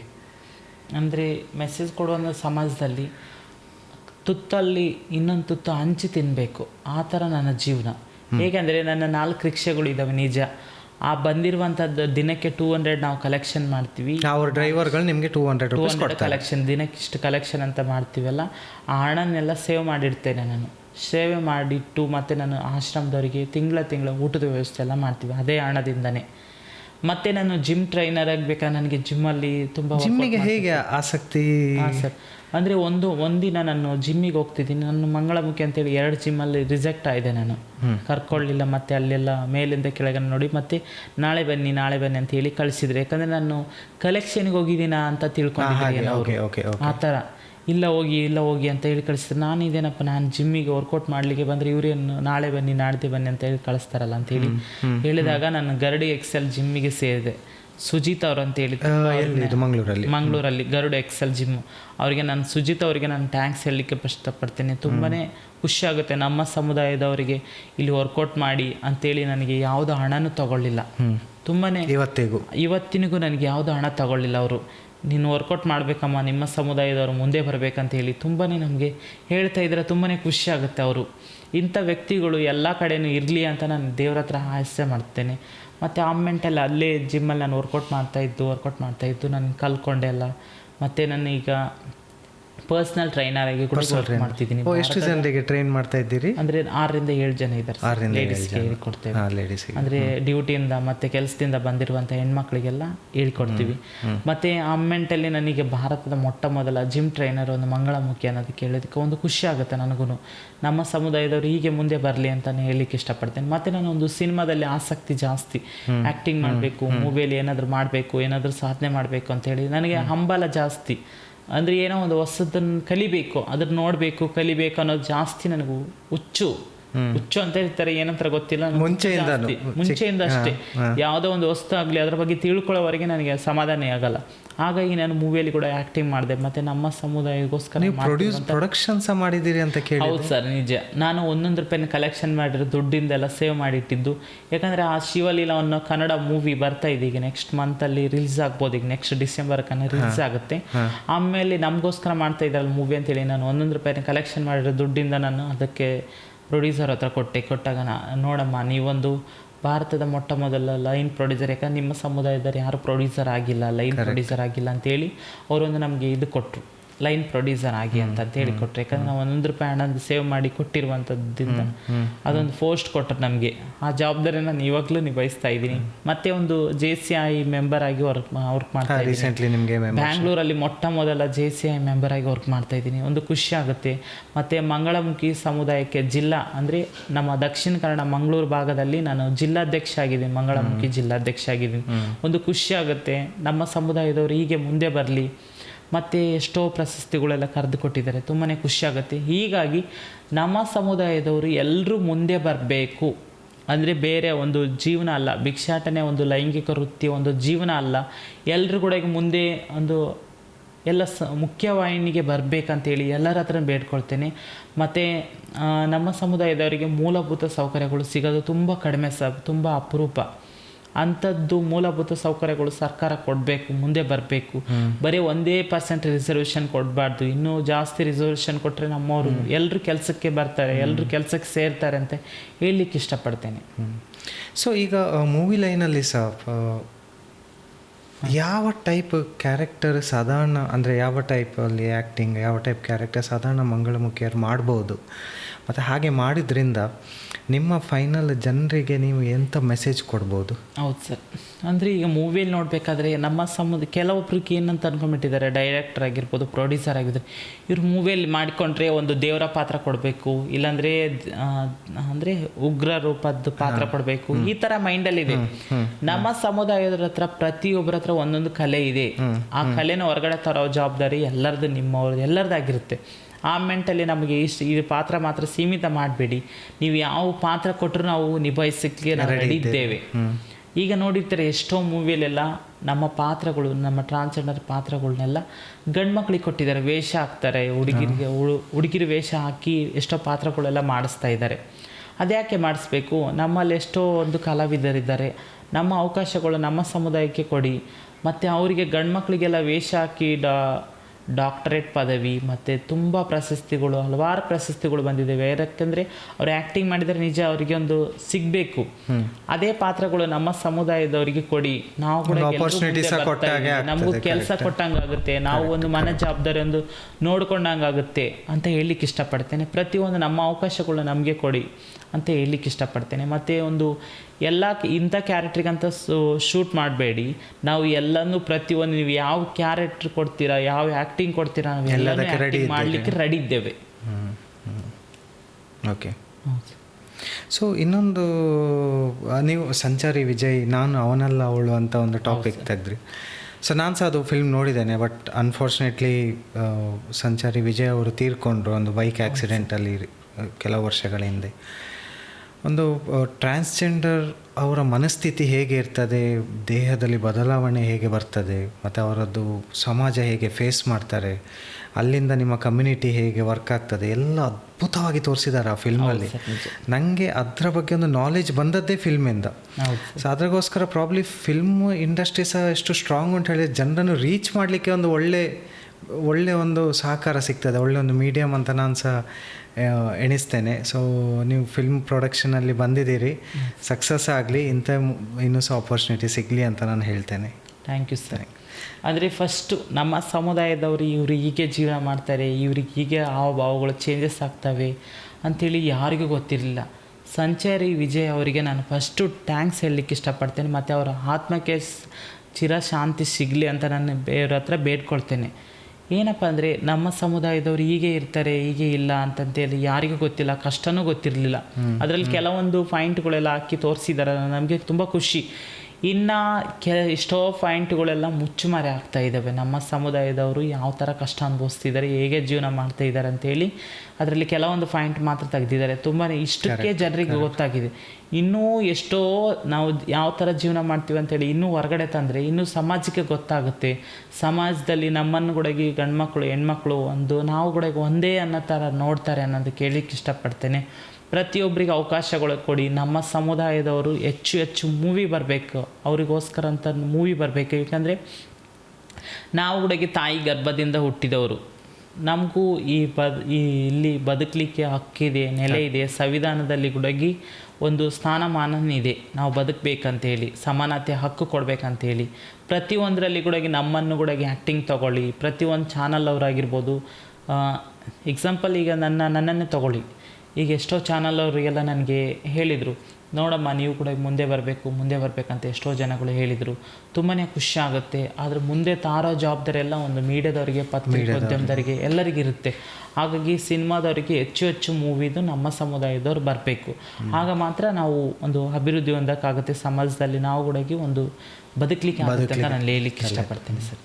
ಸೊ ನೀವು ತುಂಬ ಆಶ್ರಮ, NGO ಇದರೊಟ್ಟಿಗೆಲ್ಲ ಟೈಅಪ್ ಆಗಿದ್ದೀರಿ. ಸೊ ಒಂದು ನಿಮ್ಮ ಇನಿಷಿಯೇಟಿವ್ ಅಂದರೆ ಏಜ್ ಆದ ಮಂಗಳಮುಖಿಯರಿಗೆ ಹೆಲ್ಪ್ ಮಾಡಬೇಕಂತ ನಿಮ್ಮದೊಂದು ಆಸೆ. ಹೌದು ಸರ್. ಸೊ ಅದು ಹೇಗೆ, ಯಾವ ಆಶ್ರಮ, ನಿಮ್ಮಿಂದ ಎಂಥ ಸಹಕಾರ ಆಗ್ತಾವೆ? ನನ್ನಿಂದ ಸರ್ ಈಗ ಅಂದರೆ ಹಳಿಲು ಸೇವೆ. ನಾನೊಂದು ನಾನೇ ದೊಡ್ಡ ಶ್ರೀಮಂತರ ಮಕ್ಕಳೇನಲ್ಲ. ನಮ್ಮ ಅಪ್ಪ ಅಮ್ಮ ನಾನು ಹೇಳಿದೆ, ಲಾಸ್ಟ್ ಮೂಮೆಂಟಲ್ಲೇ ಹೇಳಿದ್ದೀನಿ, ಎಷ್ಟೋ ಮೀಡಿಯಾದಲ್ಲಿ ಹೇಳಿದ್ದೀನಿ, ನಮ್ಮ ಅಪ್ಪ ಅಮ್ಮ ಏನು ದೊಡ್ಡ ಶ್ರೀಮಂತರಲ್ಲ, ಈಗಲೂ ಕೂಲಿ ಕೆಲಸಕ್ಕೆ ಹೋಗ್ತಾರೆ. ಮತ್ತು ನಮ್ಮಪ್ಪ ಈಗಲೂ ಒಂದು ದುಡ್ದೇ ತಿನ್ಬೇಕು ನಾವು, ಅಂಥ ಲೈಫ್ ಜೀವನ ನಮ್ಮದು. ಹಾಗಾಗಿ ನಾನೀಗ ದುಡ್ದಿರುವಂಥ ಹಣದಿಂದ ಏನೋ ಒಂದು 100 ರೂಪಾಯಿದಲ್ಲಿ ನಾನು 80 ರೂಪಾಯಿನ ಅಂದರೆ ಏನೋ ಒಂದು ಸೇವೆಗೋಸ್ಕರ ನಾನು 20% ಮಾತ್ರ ನಾನು ಯೂಸ್ ಮಾಡ್ಕೊಳ್ಳೋದು, ಬೇರೆ ಯಾವುದು ಯೂಸ್ ಮಾಡ್ಕೊಳ್ಳಲ್ಲ. ಒಂದು ಆಶ್ರಮದಲ್ಲಿ ಆಗಿರ್ಬೋದು, ಒಂದು ಗಾಡಿಗಳದ್ದು ಲೋನ್ ಕಟ್ಟಬೇಕಾಗಿರ್ಬೋದು, ಎಲ್ಲನೂ ನಾನು ಯೂಸ್ ಮಾಡ್ಕೊಳ್ಳೋಂಥದ್ದು ಅದು ಹಣದಿಂದ. ಆ ಹಣದಿಂದ 20% ಮಾತ್ರ ನನ್ನ ಜೀವನ ನಡೀತೆ. ಮನೆ ಬಾಡಿಗೆ ಆಗಿರ್ಬೋದು, ಇಂಥವನ್ನೆಲ್ಲ ನನ್ನ ಜೀವನಕ್ಕೆ ಎಷ್ಟು ನನ್ನ ಒಬ್ಳಿಗೆ ಅಷ್ಟು ಬೇಕಾ ಅಷ್ಟು ತಿನ್ನೋಕ್ಕೆ ಉಣ್ಲಿಕ್ಕೆ ಅಷ್ಟೇ ಮಾಡ್ತೇನೆ. ಇನ್ನು 80% ಯಾಕಂತಂದರೆ ನಾನೊಂದು ನಮ್ಮ ಮಂಗಳಮುಖಿ ಸಮುದಾಯದವರಿಗೆ ನೀವು ನೋಡಿರ್ತೀರ, ಗಂಡು ಮಕ್ಕಳಿಗೆಲ್ಲ ಹೆಣ್ಮಕ್ಳಿಗೆ ಅವ್ರ ಹೆಂಡ್ತಿ ಮಕ್ಕಳಿರ್ತಾರೆ, ಮುಂದೊಂದು ದಿನ ಅವ್ರು ವಯಸ್ಸಾದ ಮೇಲೆ ಸಾಕ್ತಾರೆ ಅನ್ನೋದೊಂದು ಭರವಸೆ ಇರುತ್ತೆ, ನಂಬಿಕೆ ಇರುತ್ತೆ. ಎಷ್ಟೋ ಕಡೆ ಎಲ್ಲ ಗಂಡು ಮಕ್ಕಳಿಗೆ ಹೆಣ್ಮಕ್ಳಿಗೆ ಆಶ್ರಮಗಳಿದ್ದಾವೆ. ಆದರೆ ನಮ್ಮ ಮಂಗಳಮುಖಿ ಸಮುದಾಯದವರಿಗೆ ಆಶ್ರಮ ಯಾವುದಿಲ್ಲ. ನಾವು ವಯಸ್ಸಾದ ಮೇಲೆ ನಾವೊಂದು ಬೀದಿಯಲ್ಲಿ ಬಿದ್ದು ಸಾಯ್ಬೇಕಂತ ಪರಿಸ್ಥಿತಿ ಬರುತ್ತೆ. ಸರಿ ಇರುವಾಗವೇ ಅಷ್ಟು ಕಷ್ಟ, ಮತ್ತೆ ಮುಪ್ಪಾದ ನಂತರ ವಯಸ್ಸಾದ ಒಂದು ಭಿಕ್ಷಾಟನೆ ಮಾಡಬೇಕಾದ್ರೆ ಮತ್ತೊಂದು ಅಂದರೆ ಯಾವುದು ಜೀವನ ಇರಲ್ಲ, ನಮಗೆ ನೆಡಲಿಕ್ಕೆಲ್ಲ ಕಷ್ಟ ಆಗುತ್ತೆ ವಯಸ್ಸಾದ ಮೇಲೆ. ಹಾಗಾಗಿ ನಮ್ಮ ಸಮುದಾಯಕ್ಕೋಸ್ಕರ ಒಂದು ಆಶ್ರಮ ಮಾಡಿದರೆ ನಮ್ಮ ವಯಸ್ಸಾದವರು ಎಷ್ಟೋ ಜನಗಳು ಬಂದು ಅಲ್ಲಿ ಇರ್ಬೋದಲ್ಲ ಅನ್ನೋದು ಈಗ ನನ್ನ ಉಂಟಾ ಆಸೆ. ಆಶ್ರಮ ಉಂಟಾ? ಇನ್ನೂ ಇಲ್ಲ ಸರ್, ನೀವು ಕಟ್ತಾ ಇದ್ದೀರಿ? ಕಟ್ಟಬೇಕಂತ ಆಸೆ ಇದೆ ಸರ್. ಅದು ಆ ಕನಸಾಗೆ ಉಳಿದಿದ್ದು. ಇನ್ನು ಏನೋ ಒಂದು ಯಾರಾದರೂ ನಮಗೆ ಡೊನೇಟ್ ಮಾಡುವಂಥದ್ದು, ಸಹಾಯ ಮಾಡುವಂಥವ್ರು ಮುಂದೆ ಬಂದರೆ ನಾವೊಂದು ಆಶ್ರಮ ಕಟ್ತೇವೆ, ಮಾಡ್ತೇವೆ ಅನ್ನೋದೊಂದು ನಂಬಿಕೆ ಇದೆ. ಆಗಲಿ. ಹಾಂ ಸರ್. ಸೊ ಈಗ ನೀವು ಹೇಳಿದ್ರಿ ಚಿಕ್ಕದಿರುವಾಗವೇ ನಿಮಗೆ ಒಂದು ಗೊತ್ತಾಯಿತು, ಹಾರ್ಮೋನ್ಸ್ ಚೇಂಜ್ ಆಯಿತು ಹಾಗೆ ಅಂತ. ಸೊ ನಿಮ್ಮ ಹಾಗೆ ಕೆಲವರು ಆ ಒಂದು ಸ್ಟೇಜಲ್ಲಿ ಇರ್ಬೋದು, ಏನೋ ಬೇರೆ ಬೇರೆ ಊರಲ್ಲಿ ಎಲ್ಲರೂ ಹೊರಗೆ ಬಂದು ಹೇಳಿಕೊಳ್ಳುವಷ್ಟು ಧೈರ್ಯ ಇರೋದಿಲ್ಲ. ಫ್ಯಾಮಿಲಿ ಅಂತ ಥಿಂಕ್ ಮಾಡ್ತದೆ, ಸೊಸೈಟಿ ಅಂತ ಥಿಂಕ್ ಮಾಡ್ತದೆ ಅಂತ. ಕರೆಕ್ಟ್. ಸೊ ಅಂಥ ಜನರಿಗೆ ನೀವು ಏನಂತ ಮೆಸೇಜ್ ಕೊಡ್ತೀರಿ? ನಾನು ಹೇಳೋದಂತಂದರೆ, ಫಸ್ಟ್ ಆಫ್ ಆಲ್ ಅಂದರೆ ನೀವು ಎಲ್ಲಿದ್ದೀರೋ ಏನಿದ್ದೀರೋ ನನಗೆ ಗೊತ್ತಿಲ್ಲ. ಯಾಕಂದರೆ ನಿಮ್ಮ ಕಷ್ಟನ ಅನುಭವಿಸಿ ನಾನು ಇಲ್ಲಿಗೆ ಬಂದಿದ್ದೀನಿ, ಈ ಪ್ಲೇಸಿಗೆ ಬಂದಿದ್ದೀನಿ. ಅಂದರೆ ನಿಮ್ಮ ಥರನೇ ನಾನು ಕಷ್ಟಪಟ್ಟಿದ್ದೀನಿ. ಆ ಡೈಲಿ ನೋವು, ಚಿತ್ರ, ಹಿಂಸೆ ನಾನು ಅನುಭವಿಸ್ತಾ ಇದ್ದೀನಿ. ಅಂಥ ಜನರಿಗೆ ನಾನು ಏನು ಹೇಳಲಿಕ್ಕೆ ಇಷ್ಟಪಡ್ತೀನಿ ಅಂತಂದರೆ, ಈಗ ನೋಡಿರ್ತೀರ ಸರ್, ಎಷ್ಟೋ ಜನ ನಾವು ಮಂಗಳಮುಖಿ ಆಗ್ತಾಯಿದ್ದಾರೆ ಅಂತೇಳಿ ಎಷ್ಟೋ ಜನಗಳು ಮನೆಯಲ್ಲಿ ಸೂಸೈಡ್ ಮಾಡ್ಕೊಂಡಿದ್ದಾರೆ. ಫ್ಯಾಮ್ಲಿನೇ ಸೂಸೈಡ್ ಮಾಡ್ಕೊಂಡಿದ್ದಾರೆ. ಎಕ್ಸಾಂಪಲ್ ಮಂಗಳೂರಲ್ಲಿ ಆಗಿದೆ ಈ ಘಟನೆ. ಮಂಗಳೂರಲ್ಲಿ ಆಗಿದೆ. ನನ್ನ ಮಗ ಮಂಗಳೂರು ಅಂದರೆ ಈ ಕೆಲವೊಂದು ಭಾಗದಲ್ಲೆಲ್ಲ ಎಕ್ಸೆಪ್ಟ್ ಮಾಡೋದು, ಬಿಲ್ಕುಲ್ ಎಕ್ಸೆಪ್ಟ್ ಮಾಡಲ್ಲ. ಒಂದು ಟ್ರಾನ್ಸ್ಜೆಂಡರ್ಗೆ ಅಂದರೆ ನೀನು ಸಾಯ್ಬೇಕು ಹೊರತಾಗಿ ಈ ಥರ ಆಗಬಾರ್ದು ಅಂತೇಳಿ ಎಷ್ಟೋ ಫ್ಯಾಮ್ಲಿಗಳೆಲ್ಲ ಅಂದರೆ ಆಪೋಸಿಟಾಗಿ ನಿಲ್ತಾರೆ. ಹಾಗಾಗಿ ನೀವೆಲ್ಲ ಏನು ಕಷ್ಟಪಡ್ತಿದ್ದೀರೋ ಮುಂದೊಂದು ದಿನ ಸುಖ ಸಿಕ್ಕೇ ಸಿಗುತ್ತೆ, ಮುಂದೊಂದು ನಿಮಗೆ ಬೆಳಕು ಆಗೇ ಆಗುತ್ತೆ. ಇವತ್ತು ನಾವು ಕಷ್ಟಪಟ್ಟಿದ್ದೀವಿ, ನಾಳೆ ಮುಂದೊಂದು ದಿನ ನಮಗೆ ಸನ್ಮಾನ ಸಿಕ್ಕೇ ಸಿಗುತ್ತೆ. ನೀವು ಯಾವತ್ತೂ ಭಯಪಡಬೇಡಿ. ಯಾವುದು ಅಂದರೆ ಎಷ್ಟೋ ಜನಗಳು ಸೂಸೈಡ್ ಮಾಡ್ಕೊಳ್ತಾರೆ. ನಮ್ಮ ಸಮುದಾಯದವರು ಈ ಥರ ಆಗ್ತಾಯಿದ್ದೀವಿ, ಮತ್ತು ಎಷ್ಟೋ ಜನರು ಚುಚ್ಚು ಮಾತುಗಳು ಆಗ್ತಾ ಇದ್ದಾವೆ ಅಂತೇಳಿ ಎಷ್ಟೋ ಜನಗಳು ಸೂಸೈಡ್ ಮಾಡ್ಕೊಳ್ತಾರೆ. ಅಂಥ ಕೆಟ್ಟ ನಿರ್ಧಾರ ನೀವು ಯಾವತ್ತೂ ಮಾಡಬೇಡಿ.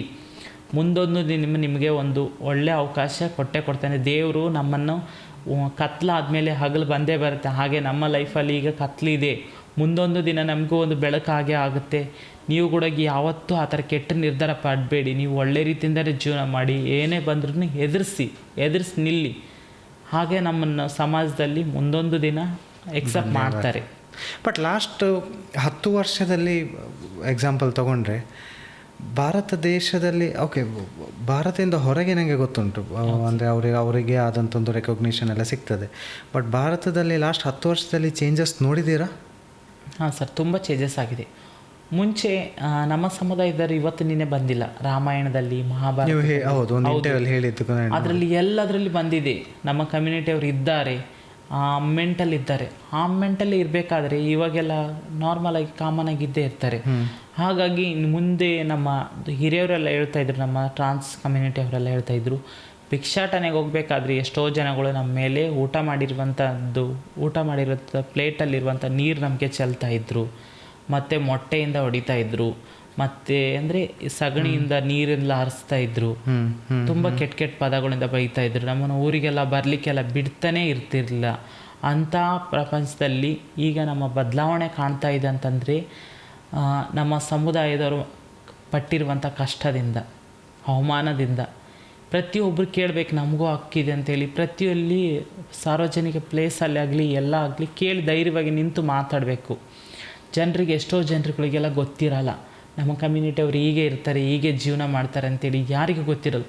ಅಂಥವರಿಗೆ ನಾವು ಮನವರಿಕೆ ಆಗುವಂಥ ಕೆಲಸಗಳು ಮಾಡಬೇಕು. ಶಾಲಾ ಕಾಲೇಜುಗಳಲ್ಲಿ ಮನ ಮುಟ್ಟುವಂಥ ಕಾರ್ಯಕ್ರಮಗಳು ಏರ್ಪಡಿಸ್ಬೇಕು. ನಮ್ಮ ಸಮುದಾಯದವರು ಹೀಗಿರ್ತಾರೆ, ಹೀಗೆ ಜೀವನ ಮಾಡ್ತಾರೆ, ಇಲ್ಲಿಲ್ಲ ಹಾರ್ಮೋನ್ಸ್ ಎಲ್ಲ ಚೇಂಜಸ್ ಆಗ್ತೆ, ಗಂಡು ಹೆಣ್ಣು ಹೇಗೆ ನಮ್ಮವ್ರ ಕೂಡ ಹಾಗೆ ನಿಮ್ಮದರಲ್ಲಿ ಕೂಡ ಒಬ್ಬರು ಅಂತ ನಾವು ಎಲ್ಲನೂ ರೂಢಿ ಮಾಡಿಸ್ಬೇಕು. ಹೀಗೆ ತುಂಬ ಚೇಂಜಸ್ ಕಾಣಿದೆ ಸರ್. ತುಂಬ ನನ್ನ ಲೈಫಲ್ಲಿ ಈಗ ಎಷ್ಟೋ ಜನಗಳು ಕೆಲಸ ಮಾಡ್ತಾಯಿದ್ದಾರೆ, ಗೌರ್ಮೆಂಟ್ ಜಾಬಲ್ಲಿದ್ದಾರೆ. ನನ್ನ ಫ್ರೆಂಡ್ಸ್ಗಳಿದ್ದಾರೆ ಎಷ್ಟೋ ಜನಗಳು. ಮೊನ್ನೆ PDO ಆಗಿದ್ದಾಳೆ ಶ್ರಾವ್ಯ ಅಂತೇಳಿ. ತುಂಬಾ ಖುಷಿಯಾಗುತ್ತೆ. ಈ ಥರ ನಮ್ಮ ಸಮುದಾಯದ ಡಾಕ್ಟರ್ ಆಗಿದ್ದಾರೆ, ಪೊಲೀಸ್ ಆಗಿದ್ದಾರೆ, ಎಷ್ಟೋ ಜನಗಳಾಗಿದ್ದಾರೆ. ಈಗ ಎಲ್ಲರೂ ಮುಂದೆ ಬರಬೇಕು. ಮುಂದೆ ಬಂದರೆ ಮಾತ್ರ ನಮಗೆ ಸಮಾಜದಲ್ಲಿ ಒಂದು ಬೆಲೆ ಸಿಗುತ್ತೆ, ಇಲ್ಲಾಂದರೆ ಬೆಲೆ ಸಿಗೋದು ಇಲ್ಲ. ಇಲ್ಲಾಂದರೆ ಈಗೇನೆ ನಮ್ಮನ್ನು ಚುಚ್ಚು ಮಾತುಗಳಿಂದ ದಬ್ಬಾಳಿಕೆಯಿಂದ ನೋಡ್ತಾರೆ. ನಾವು ಕೂಡ ಎಲ್ಲರಂತೆ ಕೆಲಸ ಮಾಡಬೇಕು ಅಂತ ನಾನು ಹೇಳಲಿಕ್ಕೆ ಇಷ್ಟಪಡ್ತೀನಿ ಸರ್. ಮತ್ತು ಈಗ ತುಂಬ ಚೇಂಜಸ್ ಕಾಣಿದೆ ನಮ್ಮ ಕಮ್ಯುನಿಟಿಯಲ್ಲೆಲ್ಲ. ಹೌದು, ಪ್ರಾಬಬ್ಲಿ ಆ ಚೇಂಜಸ್ಸಿನ ಸ್ಪೀಡ್ ಒಂದು ಸ್ವಲ್ಪ ಇನ್ಕ್ರೀಸ್ ಆದರೆ ಒಳ್ಳೆಯದು ನಿಮಗೆ. ಸ್ಪೀಡ್ ಅಂದರೆ ಅಂತಂದರೆ ಈಗ ಕೆಲವೊಂದು ಕಡೆಗಳು ಅವಕಾಶಗಳು ಸಿಗಲ್ಲ, ಕೆಲವೊಂದು ಕಡೆ ಎಲ್ಲ ಅವಕಾಶ ಸಿಗ್ತದೆ.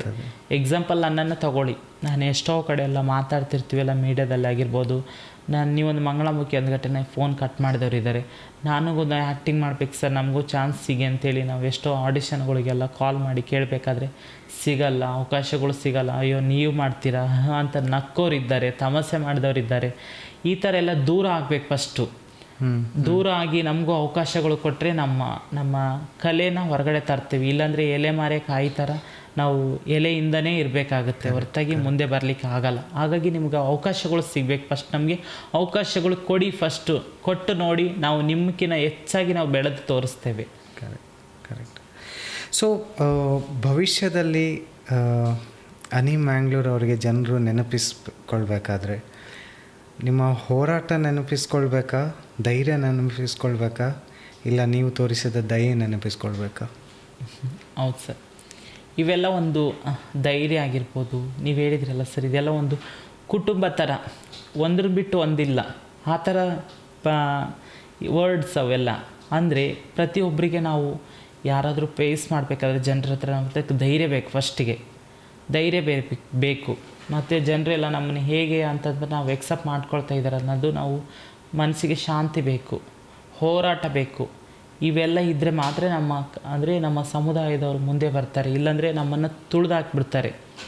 ಅವಕಾಶಗಳು ಸಿಗ್ತಾನೆ ಇಲ್ಲ. ಎಷ್ಟೋ ಜನರಿಗೆಲ್ಲ ಬಾಡಿಗೆ ಸಿಗ್ತಾ ಇಲ್ಲ, ಬಾಡಿಗೆ ಮನೆ ಸಿಗ್ತಾ ಇಲ್ಲ. ಅಂಥವ್ರಿಗೆಲ್ಲ ಧೈರ್ಯವಾಗಿ ಫೇಸ್ ಮಾಡಬೇಕು. ಇವತ್ತು ಇವ್ರ ಮನೆ ಕೊಡಲಿಲ್ಲ ಅಂದರೆ ನಾಳೆ ಇನ್ನೊಂದು ಮನೆ ಹತ್ರ ಹೋಗಿ ಕೇಳಬೇಕು ಅಂತ ನಾನು ಹೇಳಲಿಕ್ಕೆ ಇಷ್ಟಪಡ್ತೀನಿ. ಧೈರ್ಯವಾಗಿರಬೇಕು. ಎಲ್ಲನೂ ಅಂದರೆ ಒಂದು ಶುದ್ಧವಾಗಿ, ಮನಸ್ಸು ಶುದ್ಧ ರೀತಿಯಿಂದ ನಾವು ಜೀವನ ಮಾಡಬೇಕು ಅಂತ ನಾನು ಹೇಳಲಿಕ್ಕೆ ಇಷ್ಟಪಡ್ತೇನೆ. ಯಾಕಂದರೆ ಮೋಸ ಯಾರಿಗೂ ಮಾಡಬಾರ್ದು. ಮೋಸ ಇವತ್ತು ನಾವು ಬೇರೆಯವರಿಗೆ ಮಾಡಿದ್ವಿ ಅಂದರೆ ನಾಳೆ ನಮಗೆ ಕರ್ಮ ರಿಟರ್ನ್ ಬಂದೇ ಬರುತ್ತೆ. ಅದು ಮಾತ್ರ ಸತ್ಯ. ಏನೇ ಬರಲಿ ನೇರವಾಗಿ ಮಾತಾಡುವಂಥದ್ದು, ಧೈರ್ಯವಂತ ಮಾತಾಡುವಂಥದ್ದು, ಒಂದು ಮನಃಶಾಂತಿಯಿಂದ ಮಾತಾಡುವಂಥದ್ದು ಆಗಿರಬೇಕು. ಧೈರ್ಯನೇ ಮೇನ್ ಇರಬೇಕು ಜೀವನದಲ್ಲಿ. ಸೊ ಈಗ ನಿಮ್ಮದು ಆತ್ಮ ಪರಿಚಯ, ಸೆಲ್ಫ್ ಇಂಟ್ರೊಡಕ್ಷನ್ ನೀವು ಕೊಡಬೇಕಾದ್ರೆ ಅದು ಜೈವಿಕವಾಗಿರ್ತದ, ಭಾವನಾತ್ಮಕವಾಗಿರ್ತದ, ಇಲ್ಲ ಆಧ್ಯಾತ್ಮಿಕವಾಗಿರ್ತದ?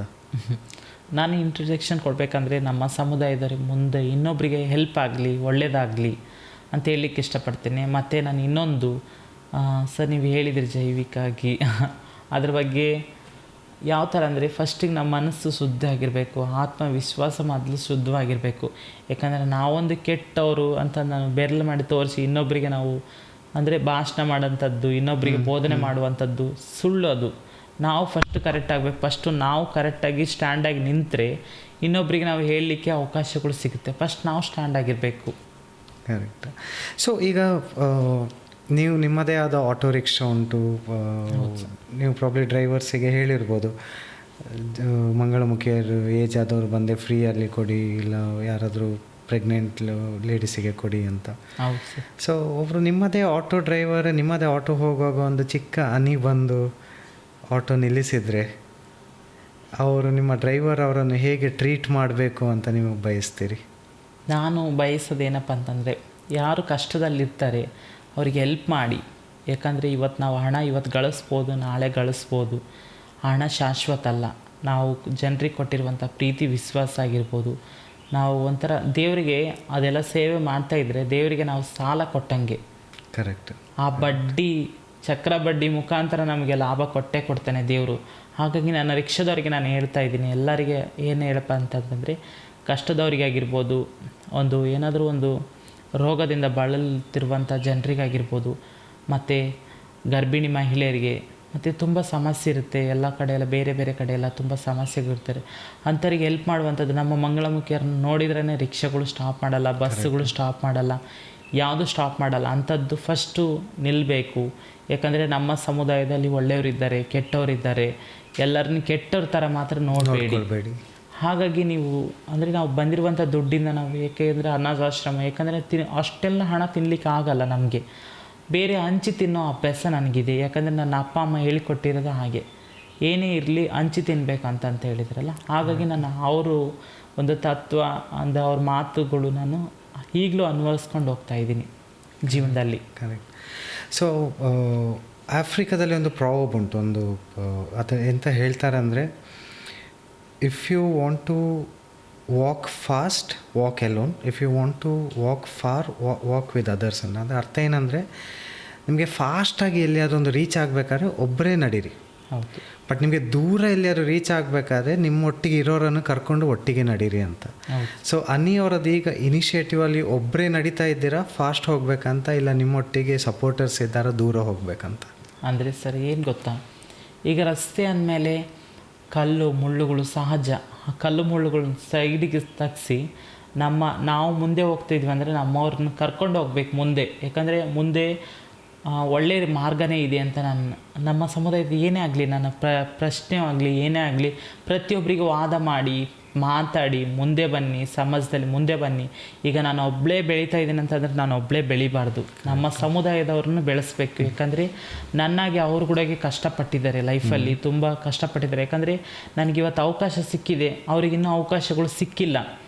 ಹಾಗಾಗಿ ಅವ್ರನ್ನ ಮುಂದೆ ತಂದು ಅವ್ರನ್ನ ಕೂಡ ಅವಕಾಶಗಳು ಕೊಡಿ. ಯಾಕಂದರೆ ನಮ್ಮ ಸಮುದಾಯದಲ್ಲಿ ಎಷ್ಟೋ ಜನಗಳು ಸಾಧನೆ ಮಾಡಿದವರಿದ್ದಾರೆ, ಮತ್ತು ಎಷ್ಟೋ ಅವರಿಗೆ ಕಲೆಗಳಿದ್ದಾವೆ. ಆ ಕಲೆಗಳು ಹೊರಗಡೆ ತರುವಂಥದ್ದು ಯಾವುದೂ ಆಗ್ತಾಯಿಲ್ಲ. ಹಾಗಾಗಿ ನಾನು ಮೀಡಿಯಾದ ಮುಂದೆ ಆಗಲಿ ಏನೇ ಆಗಲಿ, ನಮ್ಮ ಸಮುದಾಯದ ಹತ್ರ ಪ್ರತಿಯೊಬ್ಬರ ಹತ್ರ ಎಲ್ಲರ ಹತ್ರ ಹೇಗೆ ಕಲೆ ಇದೆಯೋ ಹಾಗೆ ನಮ್ಮ ಕಮ್ಯುನಿಟಿಯಲ್ಲಿ ಒಬ್ಬೊಬ್ಬರ ಹತ್ರ ಒಂದೊಂದು ಕಲೆ ಇದೆ. ಆ ಕಲೆನ ಹೊರಗಡೆ ತರುವಂಥದ್ದು ಈ ಹನಿ ನಾನು ಒಬ್ಬಳೇ ಮಾಡೋಕ್ಕಾಗಲ್ಲ. ಎಲ್ಲರೂ ಕೈ ಜೋಡಿಸಿದ್ರೇ ಚಪ್ಪಾಳೆ ಆಗೋಕ್ಕೆ ಸಾಧ್ಯ. ಹಾಗಾಗಿ ನಾವೆಲ್ಲ ಒಗ್ಗಟ್ಟಿನಲ್ಲಿ ಬಲವಿದೆ, ನಾವು ಒಬ್ಬಳೇ ಹೋಗಿ ಹೋರಾಟ ಮಾಡ್ತೀನಿ ಅಂದರೆ ಆಗಲ್ಲ. ಯಾವುದೇ ಆಗಲಿ ಎಲ್ಲರೂ ಒಟ್ಟಿಗೆ ಸೇರಿದರೆ ಮಾತ್ರನೇ ಅದಕ್ಕೊಂದು ಬೆಲೆ ಅರ್ಥ ಸಿಗುತ್ತೆ, ಮತ್ತು ಆ ಹೋರಾಟಕ್ಕೂ ಒಂದು ಲಾಭ ಸಿಗುತ್ತೆ ಅಂತ ನಾನು ಹೇಳಲಿಕ್ಕೆ ಇಷ್ಟಪಡ್ತೀನಿ. ನಾನು ಎಲ್ಲರನ್ನೂ ಒಳ್ಳೇದಾಗಲಿ ಕೆಟ್ಟದಾಗಲಿ, ಆದರೆ ಕೆಟ್ಟದಕ್ಕೆ ಮಾತ್ರ ಯಾವತ್ತೂ ನಾನು ಯೂಸ್ ಮಾಡ್ಕೊಂಡಿಲ್ಲ ಯಾರನ್ನು. ಒಳ್ಳೆ ರೀತಿಯಿಂದನೇ ನಡೆಯಿರಿ, ಒಳ್ಳೆ ರೀತಿಯಿಂದನೇ ಹೋಗೋಣ ಅಂತ ನಾನು ಎಲ್ಲರನ್ನೂ ಕರ್ಕೊಂಡು ಹೋಗ್ತಾ ಇದ್ದೀನಿ ಸರ್. ಒಂದು final message Manthan with Lakshman, ಇದು ವ್ಯೂವರ್ಸಿಗೆ ಅನಿ ಮಂಗಳೂರು ಅವರಿಂದ ಒಂದು final message. Thank you so much. ಯಾಕಂದರೆ ಈಗ ನಾನು ಎಲ್ಲೋ ಯಾವುದೋ ಮೂಲೆಯಲ್ಲಿ ಇದ್ದವಳನ್ನ ತಂದು ಈ ಪ್ಲೇಸಲ್ಲಿ ಕೂಡಿಸಿದ್ದೀರಂತಂದರೆ ನಾವು ಯಾವಾಗಲೂ ನಿಮ್ಮ ಚಾನಲಿಗೆ ಆಗಿರ್ಬೋದು, ನಿಮ್ಮ ನ್ಯೂಸಿಗೆ ಆಗಿರ್ಬೋದು, ನಾವು ಯಾವಾಗಲೂ ಚಿರಋಣಿ ಆಗಿರಬೇಕು. ಏಕೆಂದರೆ ಹನಿ ಮಂಗಳೂರು ಅನ್ನೋದು ಯಾರಿಗೂ ಗೊತ್ತಿಲ್ಲ. ಇದನ್ನೆಲ್ಲ ತರುವಂಥದ್ದು ಮೀಡಿಯಾದವರು ಮತ್ತು ಪತ್ರಿಕೋದ್ಯಮದವರು ಎಲ್ಲರೂ ನೀವೆಲ್ಲ ಮುಂದೆ ಇದ್ದೀರಾ. ಹಾಗಾಗಿ ಈ ಪ್ಲೇಸಲ್ಲಿ ನನ್ನಂಥ ಎಷ್ಟೋ ಮಂಗಳಮುಖಿಯರಿದ್ದಾರೆ, ಸಾಧನೆ ಮಾಡಿದವರಿದ್ದಾರೆ. ಅವರು ಕೂಡ ಈ ಪ್ಲೇಸಲ್ಲಿ ಬಂದು ಕೂಡಬೇಕು.